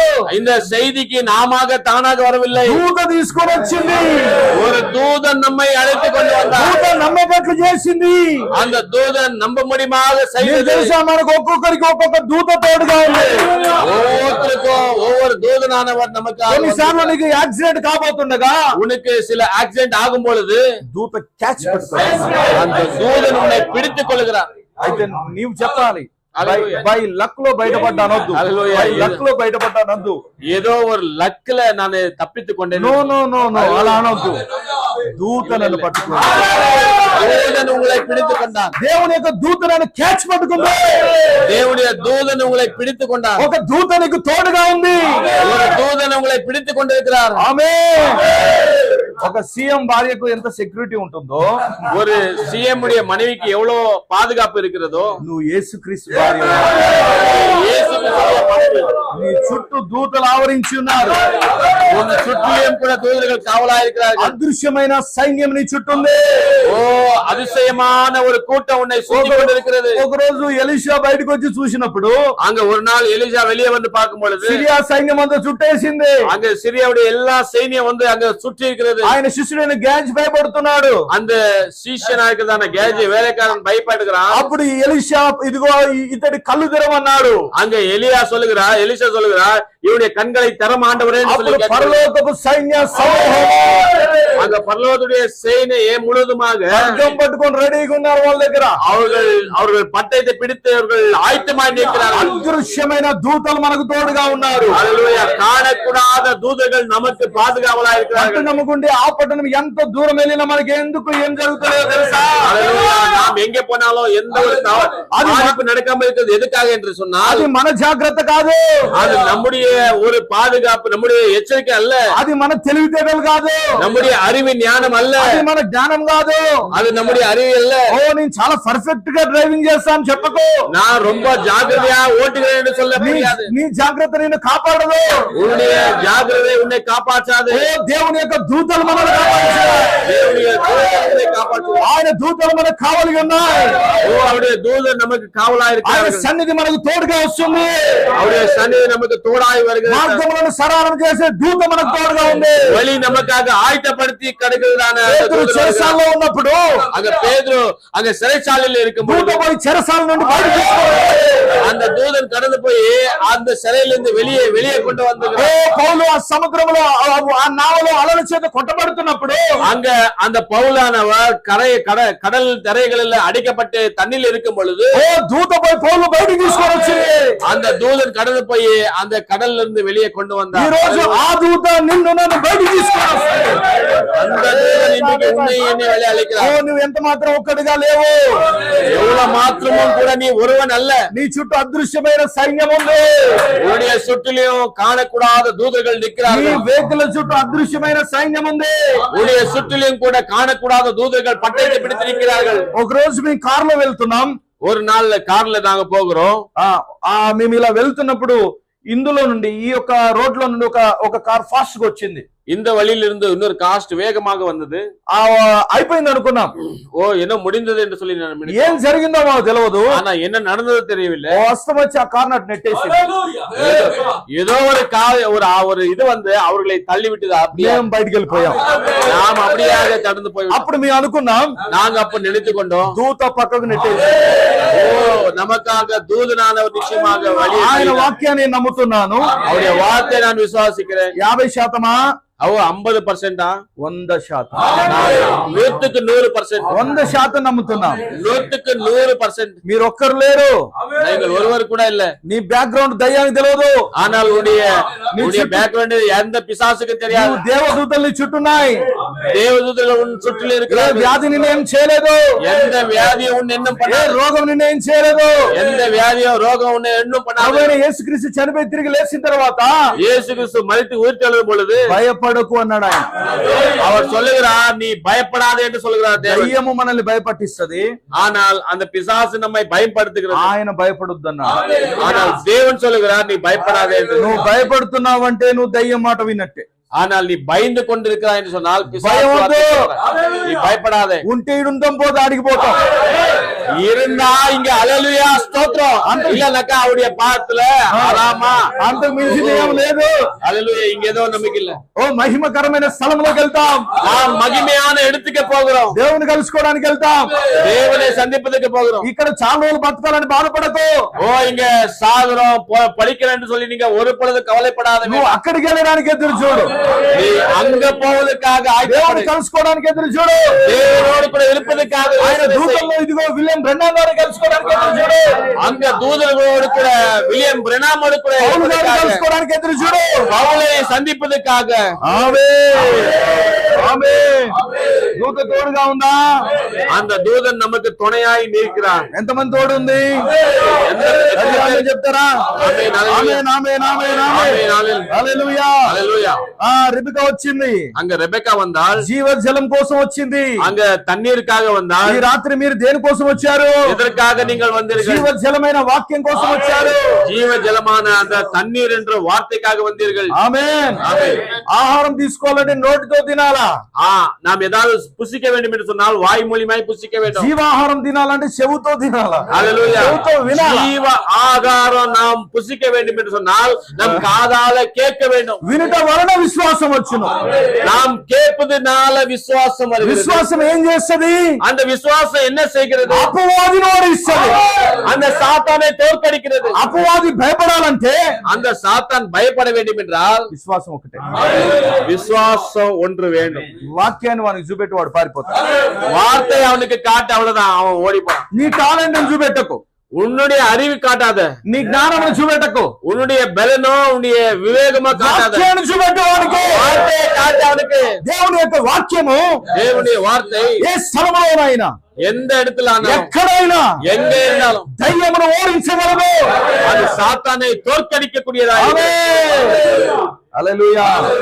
యేసు యొద్దకు సాతానుడు వచ్చినప్పుడు இயேசுவின் இடத்துல சாத்தான் வந்த பொழுது ఇదిగో యేసు తన శక్తిని చూపెట్టలేదు, அங்க தன்னுடைய அவர் வல்லமையை காட்டவில்லை, ఆయన వాక్యమును చూపెట్టాడు. அவர் வார்த்தையை காட்டினார். ఇలా రాయబడ్డది, இப்படி எழுதியிருக்கிறது. ప్రవక్తలా చెప్పాడు. தீர்க்கதரிசி எப்படி சொன்னார்? ఎప్పుడైతే ఇలా రాయబడ్డది అంటావో వాడు పారిపోతాడు. எப்பொழுது அந்த சாத்தானுக்கு இப்படி எழுதி இருக்கிறது என்று சொல்லி காட்டுகிறாயோ அப்பொழுது அவன் ஓடுகிறான். ఆమేన్. హల్లెలూయా. మరి ఈ రోజు మనం గమనించినట్లయితే ஒரு நாள் நாம் இது கவனிப்போமானால் ఆ తర్వాత రెబెకా యొక్క బయోడేటా తెలుసుకున్నాడు. அந்த ரெபெக்காவுடைய வாழ்க்கை வரலாறு ఏమన్నది రెబెకా? నీకు పోస్తా, నీ యొక్క ఒంటెలో కూడా నీళ్లు పోస్తా అన్నది. உனக்கும் உன்னுடைய ஒட்டகத்துக்கும் தண்ணீர் குடிக்கிறேன் என்று சொன்னார்.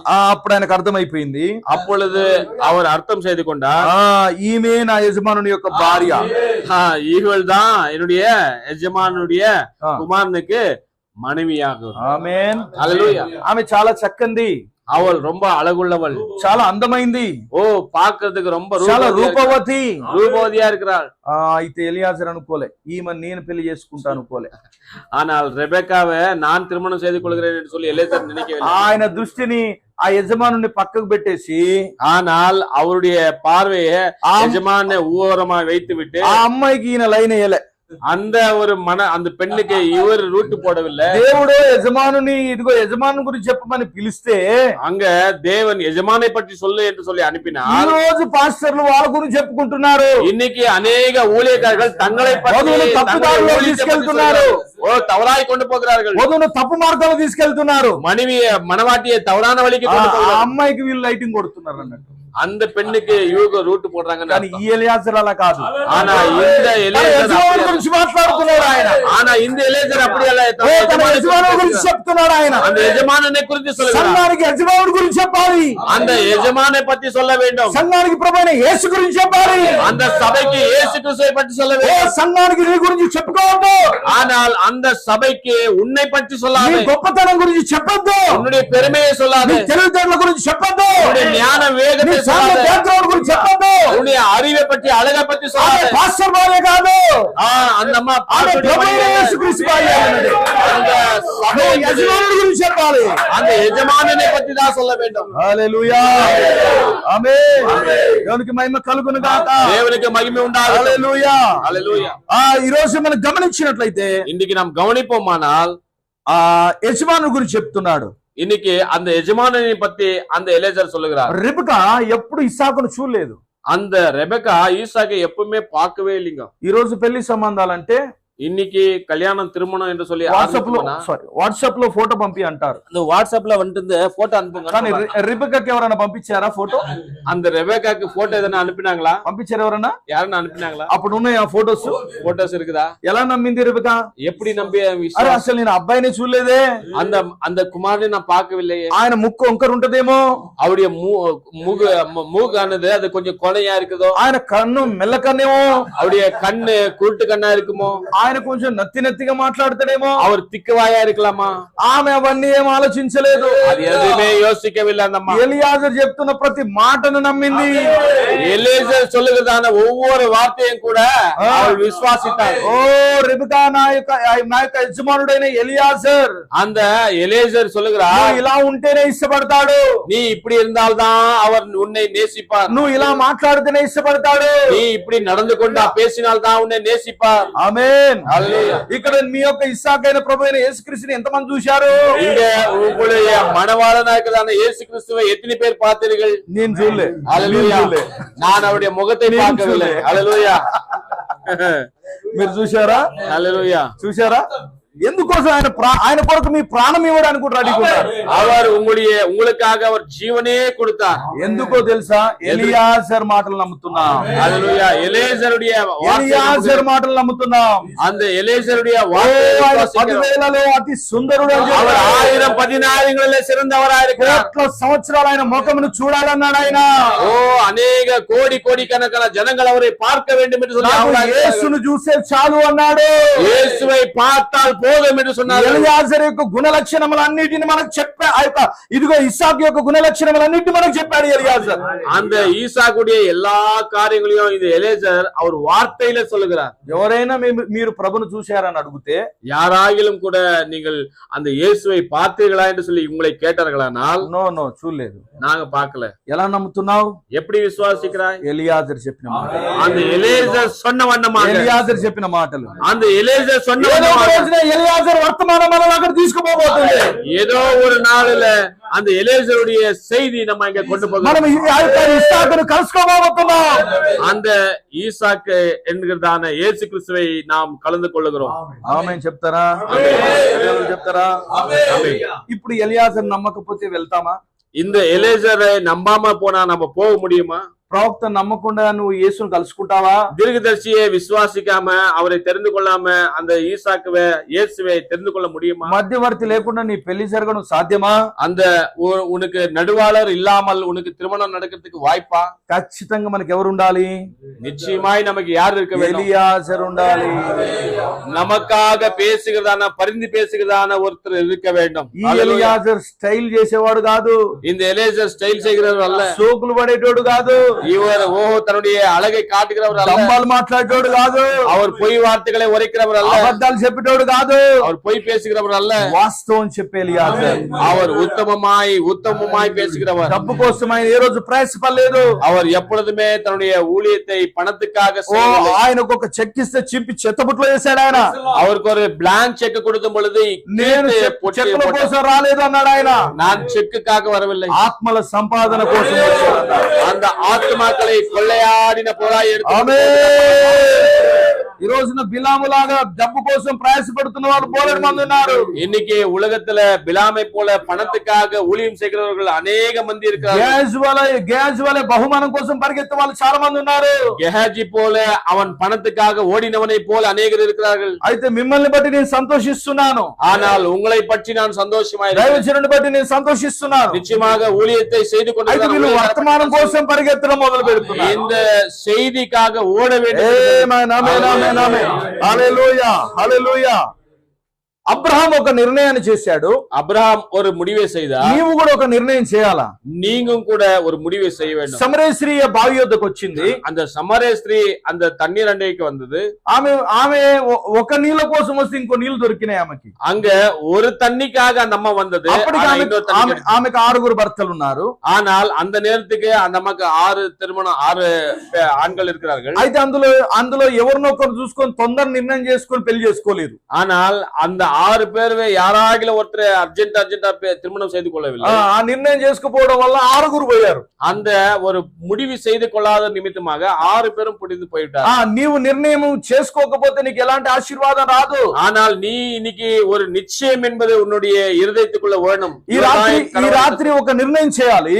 இன்றைக்கு ராத்திரியில ஒரு நிர்ணயம் செய்ய வேண்டும். బ్రతుకుట క్రీస్తే చావైతే లాభమే అని. హల్లెలూయా. நான் சாகும் வரைக்கும் கூட அந்த கிறிஸ்து எனக்கு ஆதாயம் என்று சொல்லி சொன்ன வண்ணமாக நாம் வாழ வேண்டும். బ్రతుకుతే వర్తమానం కోసం బ్రతుకుతా లేదా చచ్చిపోతానా? வாழ்ந்தால் இந்த செய்திக்காக வாழுகிறேன், இல்லைன்னா மரித்து போகிறேன்.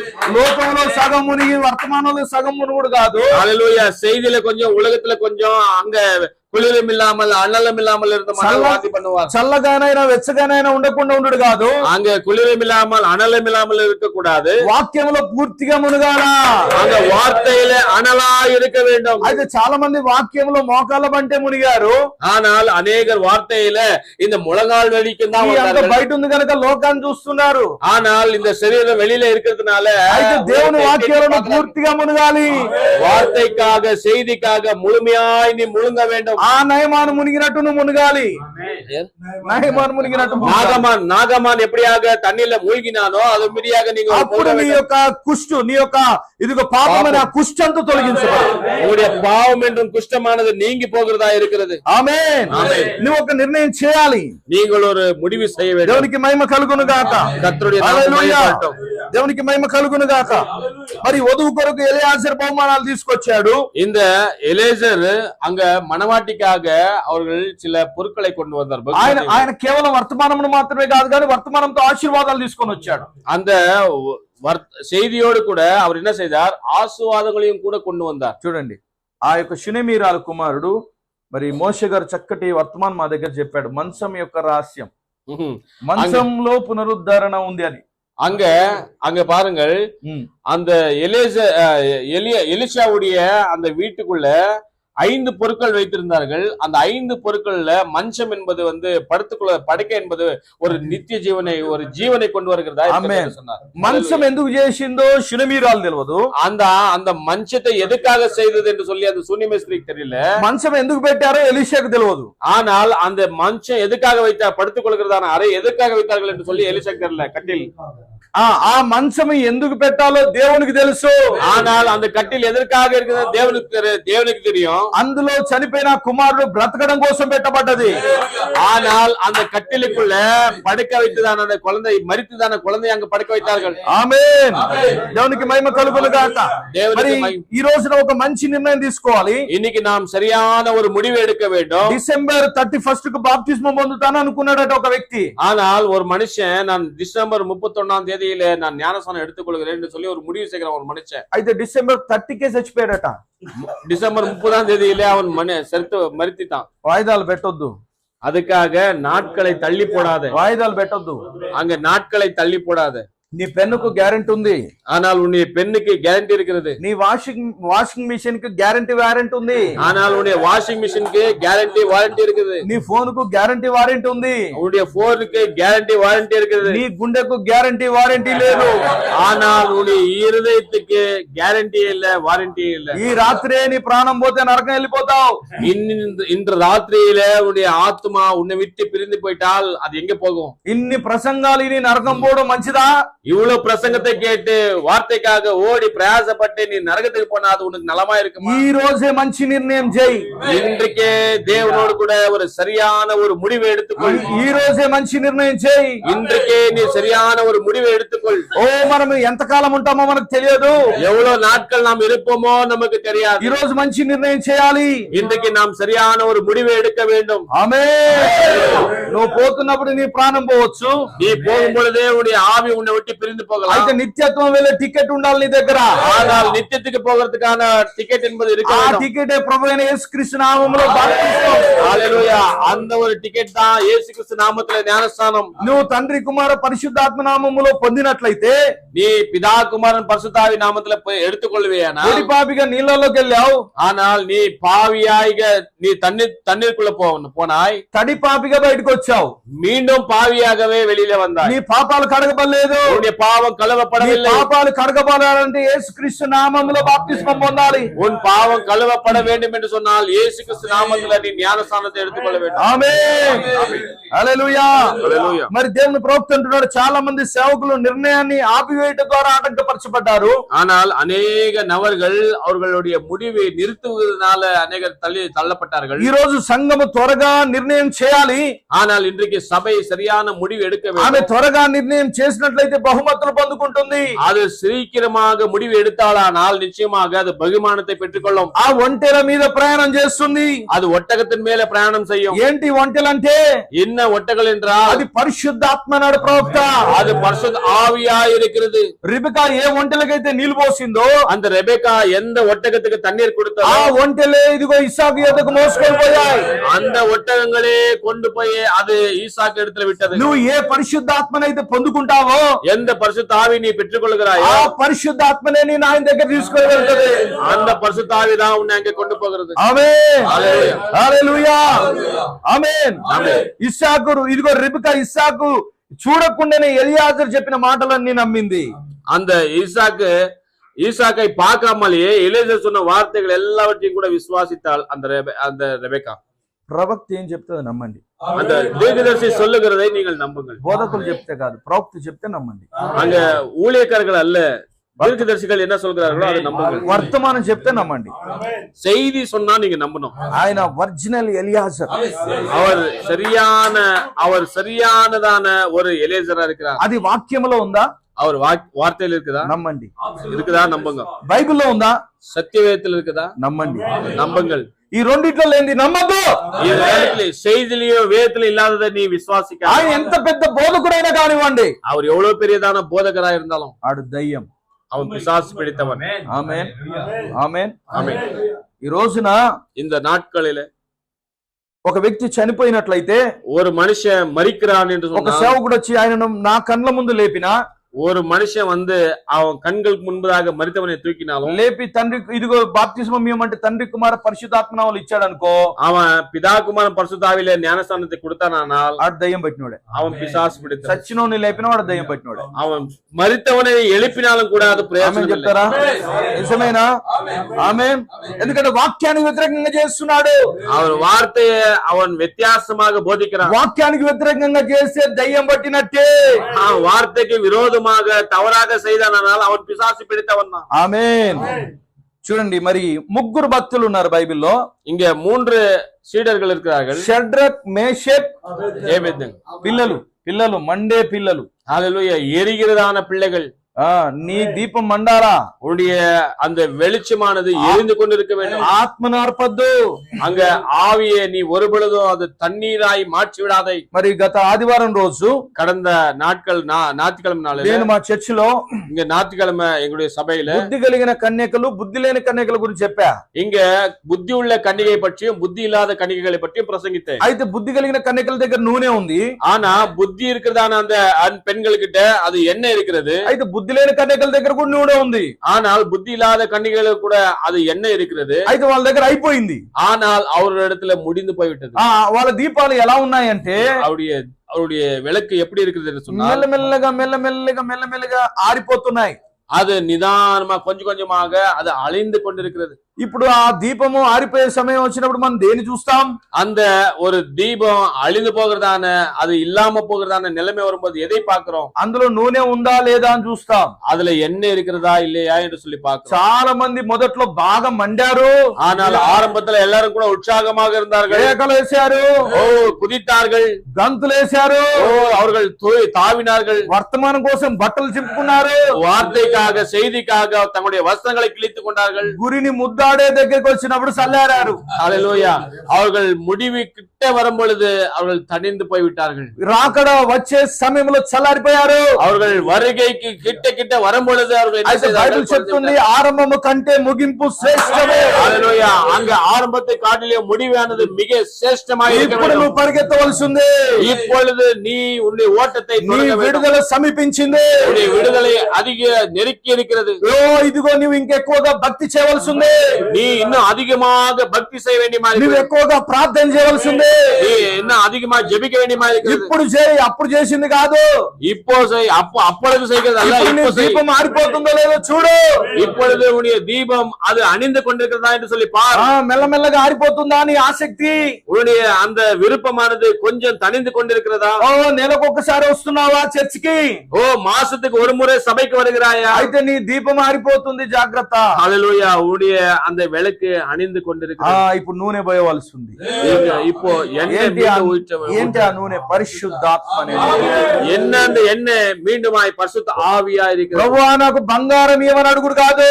எனக்கு தங்கத்தை கூட என்று கேட்பது அல்ல. ప్రభువా నాకు ఆస్తిని ఇవ్వమని కాదు. ஆஸ்தியை கூட என்று கேட்பது அல்ல. ప్రభువా నీ ఆత్మని ఇవ్వమని అడుగు. ஆவி எனக்கு ప్రభువా నీ శక్తిని ఇవ్వమని అడుగుదా. ஆண்டவரே உம்முடைய ஆவி எனக்கு ప్రభువా నీ అభిషేకం ఇవ్వమని అడుగుదా. உம்முடைய அபிஷேகத்தை எனக்கு கொடு. నీ శక్తి నాకు కావాలని అడుగుదాం.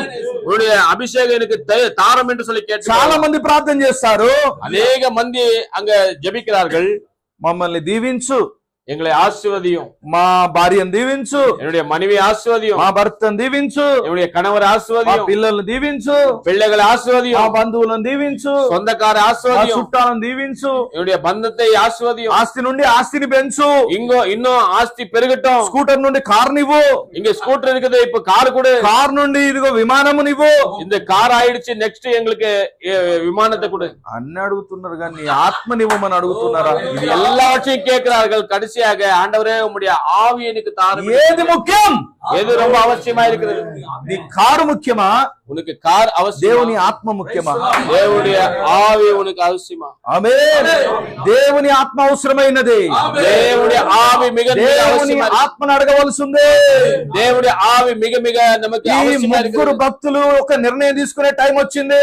ஆனா இந்த 3 வாலிபர்கள் ஒரு முடிவு எடுத்தார்கள். రాజు అంటున్నాడు, ఆ ప్రతిమకు మొక్కుతేనే బ్రతుకుతారు, அந்த ராஜா சொல்லுகிறான், இந்த சிலையை வணங்கினால் தான் உங்களுக்கு விடுதலை, లేకపోతే మిమ్మల్ని అగ్నిగుండంలో పడేస్తామన్నారు. உங்களை நாங்கள் தூக்கி அங்க நெருப்புல போட்டு விடுகிறோம். ఈ వర్తమానాన్ని విడిచిపెట్టకపోతే మీ పరిస్థితి వేరే తీరు ఉండదంటారు. హల్లెలూయా. இந்த செய்தியை விட்டுட்டா நிச்சயமாக உங்களுக்கு முடிவு, உங்களுக்கு ஒரு మీకు ఏమి రాదని చెప్తారు. ஆனா உங்களுக்கு ஒன்றுமே வராது. వారి యొక్క పరీక్షలో నిలబడ్డారు. அவங்க పరీక్షలో నిండారు. చూడండి దానియేలు గ్రంథం 3వ అధ్యాయం 6వ వచనం. దానియేలు గ్రంథం 3వ అధ్యాయం 6వ వచనం. எவனாகிலும் தாழ விழுந்து அதை பணிந்து கொள்ளாமல் போனால் அவன் அந்நேரமே எரிகிற அக்கினி சூளையின் நடுவிலே போடப்படுவான் என்றான். ఓకే, తెలుగులో కొంచెం తెలుగులో త్వరగా 3:6.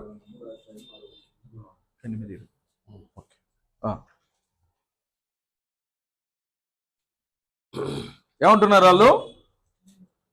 దానియేలు గ్రంథం 3వ అధ్యాయం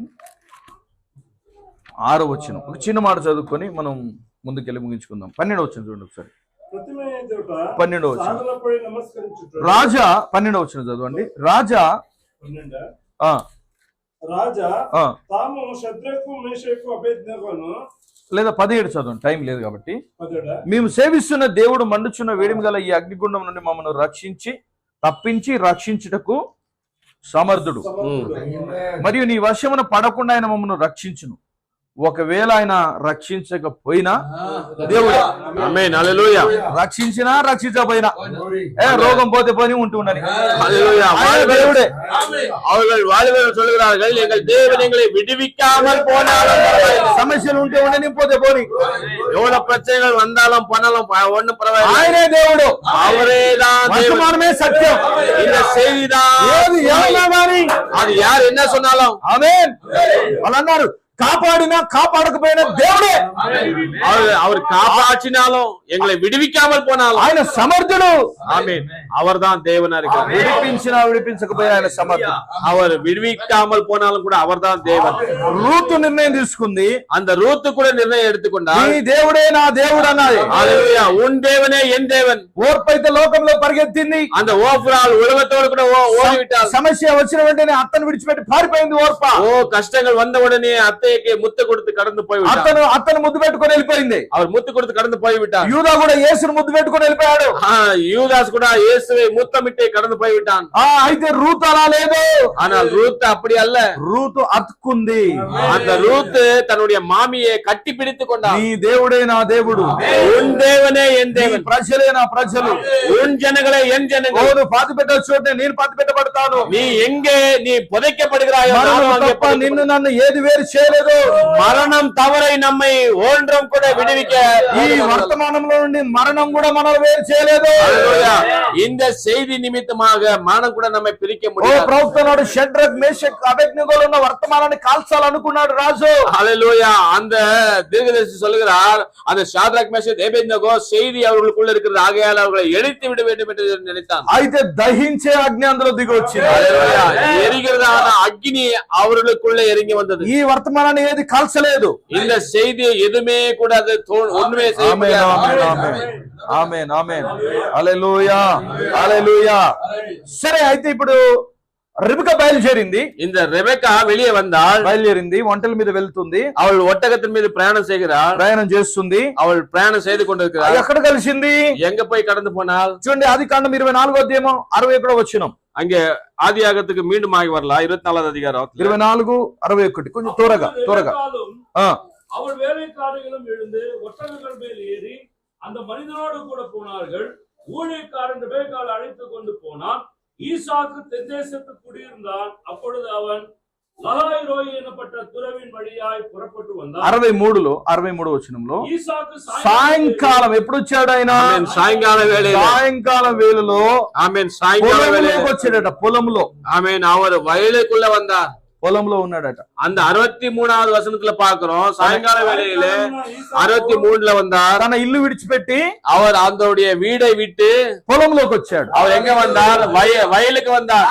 రెబెకా ரெபெக்கா எங்க வந்தார்? తన ఇల్లు విడిచిపెట్టి அவள் தன்னுடைய வீடை விட்டு పొలంలోకి వచ్చారు. அவளும் கூட அங்க வயலுக்கு வந்தாள். నీవు ఈ భూమి మీద ఉండి நீ இந்த பூமியில இருந்து మధ్యాకాశంలో நீ వెళ్ళబోతున్నావు. மத்திய வானத்துக்கு கடந்து போகிறாய். ఆయన పరలోకం నుండి அவர் பரலோகத்திலிருந்து మధ్యాకాశంలో రాబోతున్నాడు. அவரும் கூட மத்திய మధ్యాకాశం అనే పొలంలో మనం కలబోతున్నాం. ஹல்லேலூயா. அந்த மத்திய வானம் என்றதான அந்த வயல்ல நாம் சந்திக்க போகிறோம்.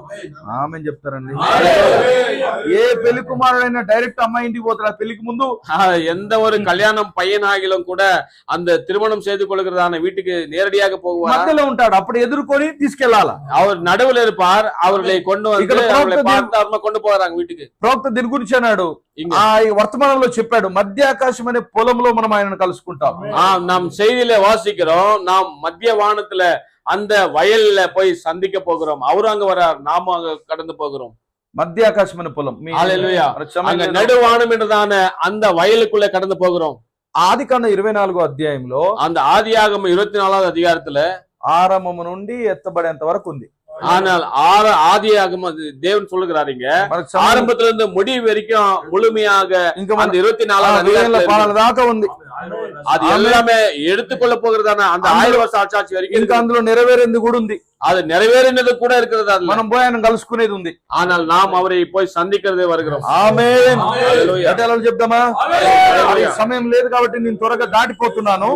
நான் கடந்து போகிறேன். முன்ன 10 మంది కన్యకులు అనే వర్తమానంలో ప్రవక్త అంటున్నాడు, మనం మధ్యాకాశమైన పొలంలో కలుసుకుపోతున్నాం. இங்க 10 கன்னிகை என்றதான செய்தியில సమయం లేదు కాబట్టి சொல்லுகிறார், நாம் எல்லாரும் கூட மத்திய வானத்துல அவரை சந்திக்க போகிறோம். ప్రశ్నలు జవాబులో కూడా ఆయన అంటున్నాడు, మనం మధ్యాకాశమైన పొలంలో ఆయన కలుసుకోబోతున్నాం. கேள்வி பதில் என்றதான செய்தியிலும் கூட சொல்லுகிறார், நாம் மத்திய வானத்துல போய் அவரை சந்திக்க போகிறோம். ఆమేన్. హల్లెలూయా. ఆమేన్. దేవునికి మహిమ కలుగును గాక. దేవునికి మహిమ ఉండాలి. ఈ రాత్రి మనం చేసేది ఏమిటి? ఇక్కడ జరిగేది ఏంటి?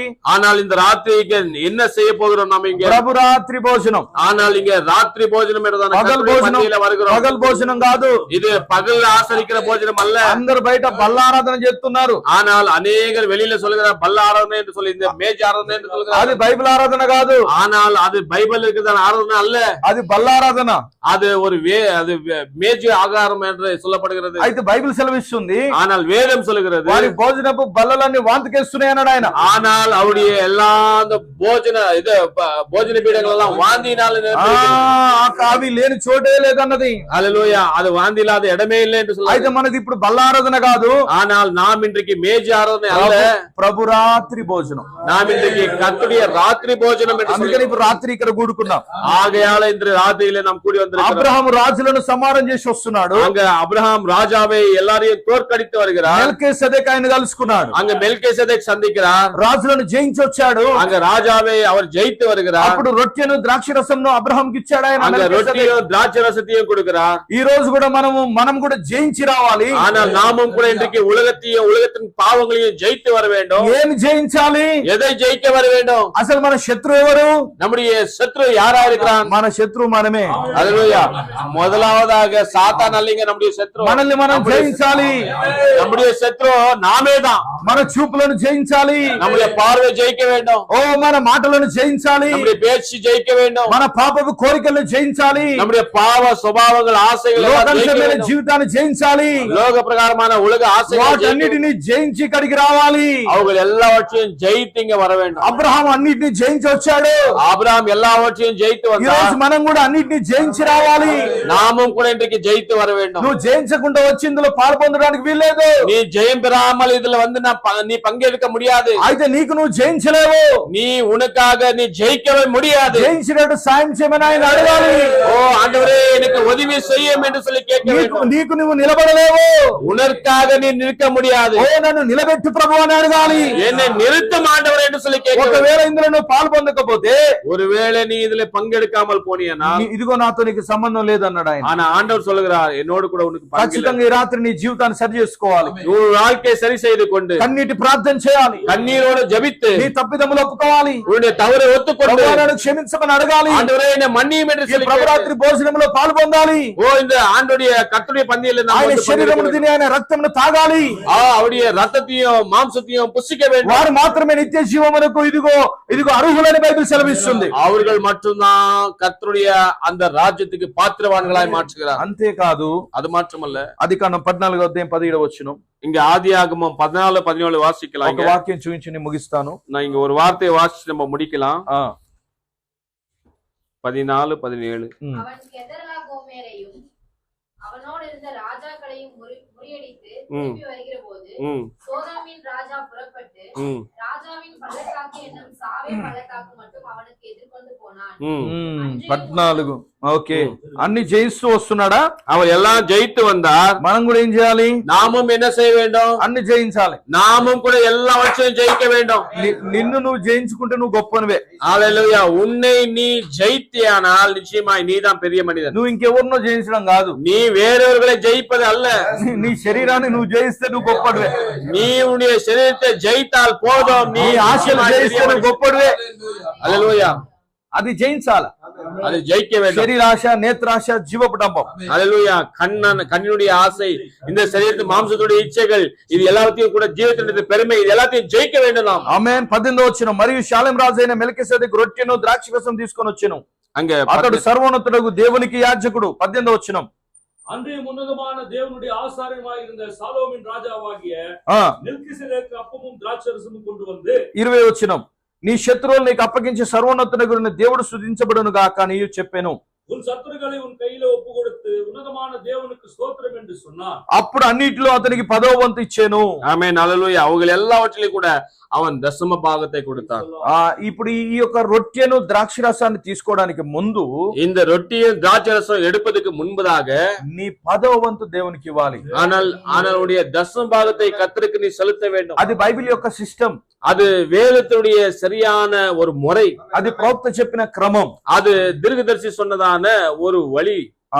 అవి ఆ 10వ వంతును ఆయనకి ఇచ్చి அந்த தசம பாகத்தை தேவனுக்கு செலுத்தி అప్పుడు రొట్టెను ద్రాక్షరసమును తీసుకోవాలి. హల్లెలూయా. அப்பொழுது அந்த ரொட்டியும் திராட்சரசத்தையும் வாங்கிக் கொள்ள வேண்டும். ఎబ్రీ 7వ అధ్యాయము 1వ వచనంలో இப்ரிய 7வது அதிகாரம் 1வது ఈ సంఘటన గురించి మరలా మాట్లాడుతున్నాడు పౌలు గారు. இந்த காரியத்தை குறித்து மீண்டுமாக பவுலானவர் பேசுகிறார். ఓ ఆయన ఇదిగో ఆ దశం భాగం ఇచ్చినట్లుగా, அவர் தசம்பாகம் கொடுத்தபடியாய் అప్పుడు ఆయన రొట్టెను ద్రాక్షరసం ఇచ్చినట్లుగా, அவர் ரொட்டியும் திராட்சரசத்தையும் கொடுத்த வண்ணமாக మనము కూడా పని చేసి ఇది తీసుకోవాలి. அது அந்த வேலையை செய்து நாம் அதை வாங்கி கொண்டோம். దేవుడు మనల్ని దీవిస్తాడు. நிச்சயமாக தேவன் நம்மை ஆசீర్వదిக்கிறவர். సంతోషంగా ఉన్నారా? సంతోషంగా చెప్తారా? హల్లెలూయా. God bless you. దేవుడు ఆమేన్. ఆమేన్.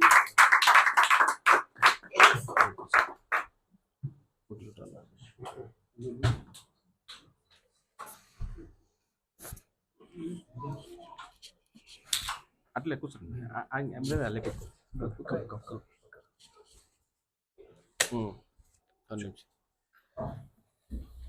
நிச்சயமாக கேட்ட செய்திகளுக்கு தேவனுக்கு நாம் நன்றி சொல்ல கடமைப்பட்டிருக்கிறோம். ஊழியக்காரருக்கு அல்ல, சபைக்கு அல்ல, தேவனுக்கு நாம் நன்றி சொல்லும் பொழுது தேவன் நிச்சயமாக அவர் நம்முடைய காரியங்களை, நம்முடைய இருதயங்களை அவர் பார்க்கிறவரா இருக்கிறார். வார்த்தையை வாசிக்கலாம். நிச்சயமாக 1 கொரிந்தியர் 11வது அதிகாரத்தை எடுத்துக்கொண்டு மேல உட்காருங்க. உட்காருங்க. கொஞ்ச நேரம் ரிலாக்ஸ் பண்ணிக்கோங்க. கொஞ்ச நேரம் ரிலாக்ஸ் பண்ணுங்க. 1 கொரிந்தியர் 11வது அதிகாரம் 23வது வசனத்தை எடுத்து, யாரெல்லாம் கர்த்தருடைய பந்தியை நான் நிச்சயமாக கலந்து கொள்ள வேண்டும், என்று சொல்லி வந்திருக்கிறார்களோ அவர்கள் எல்லாரும் கூட இந்த வசனத்தை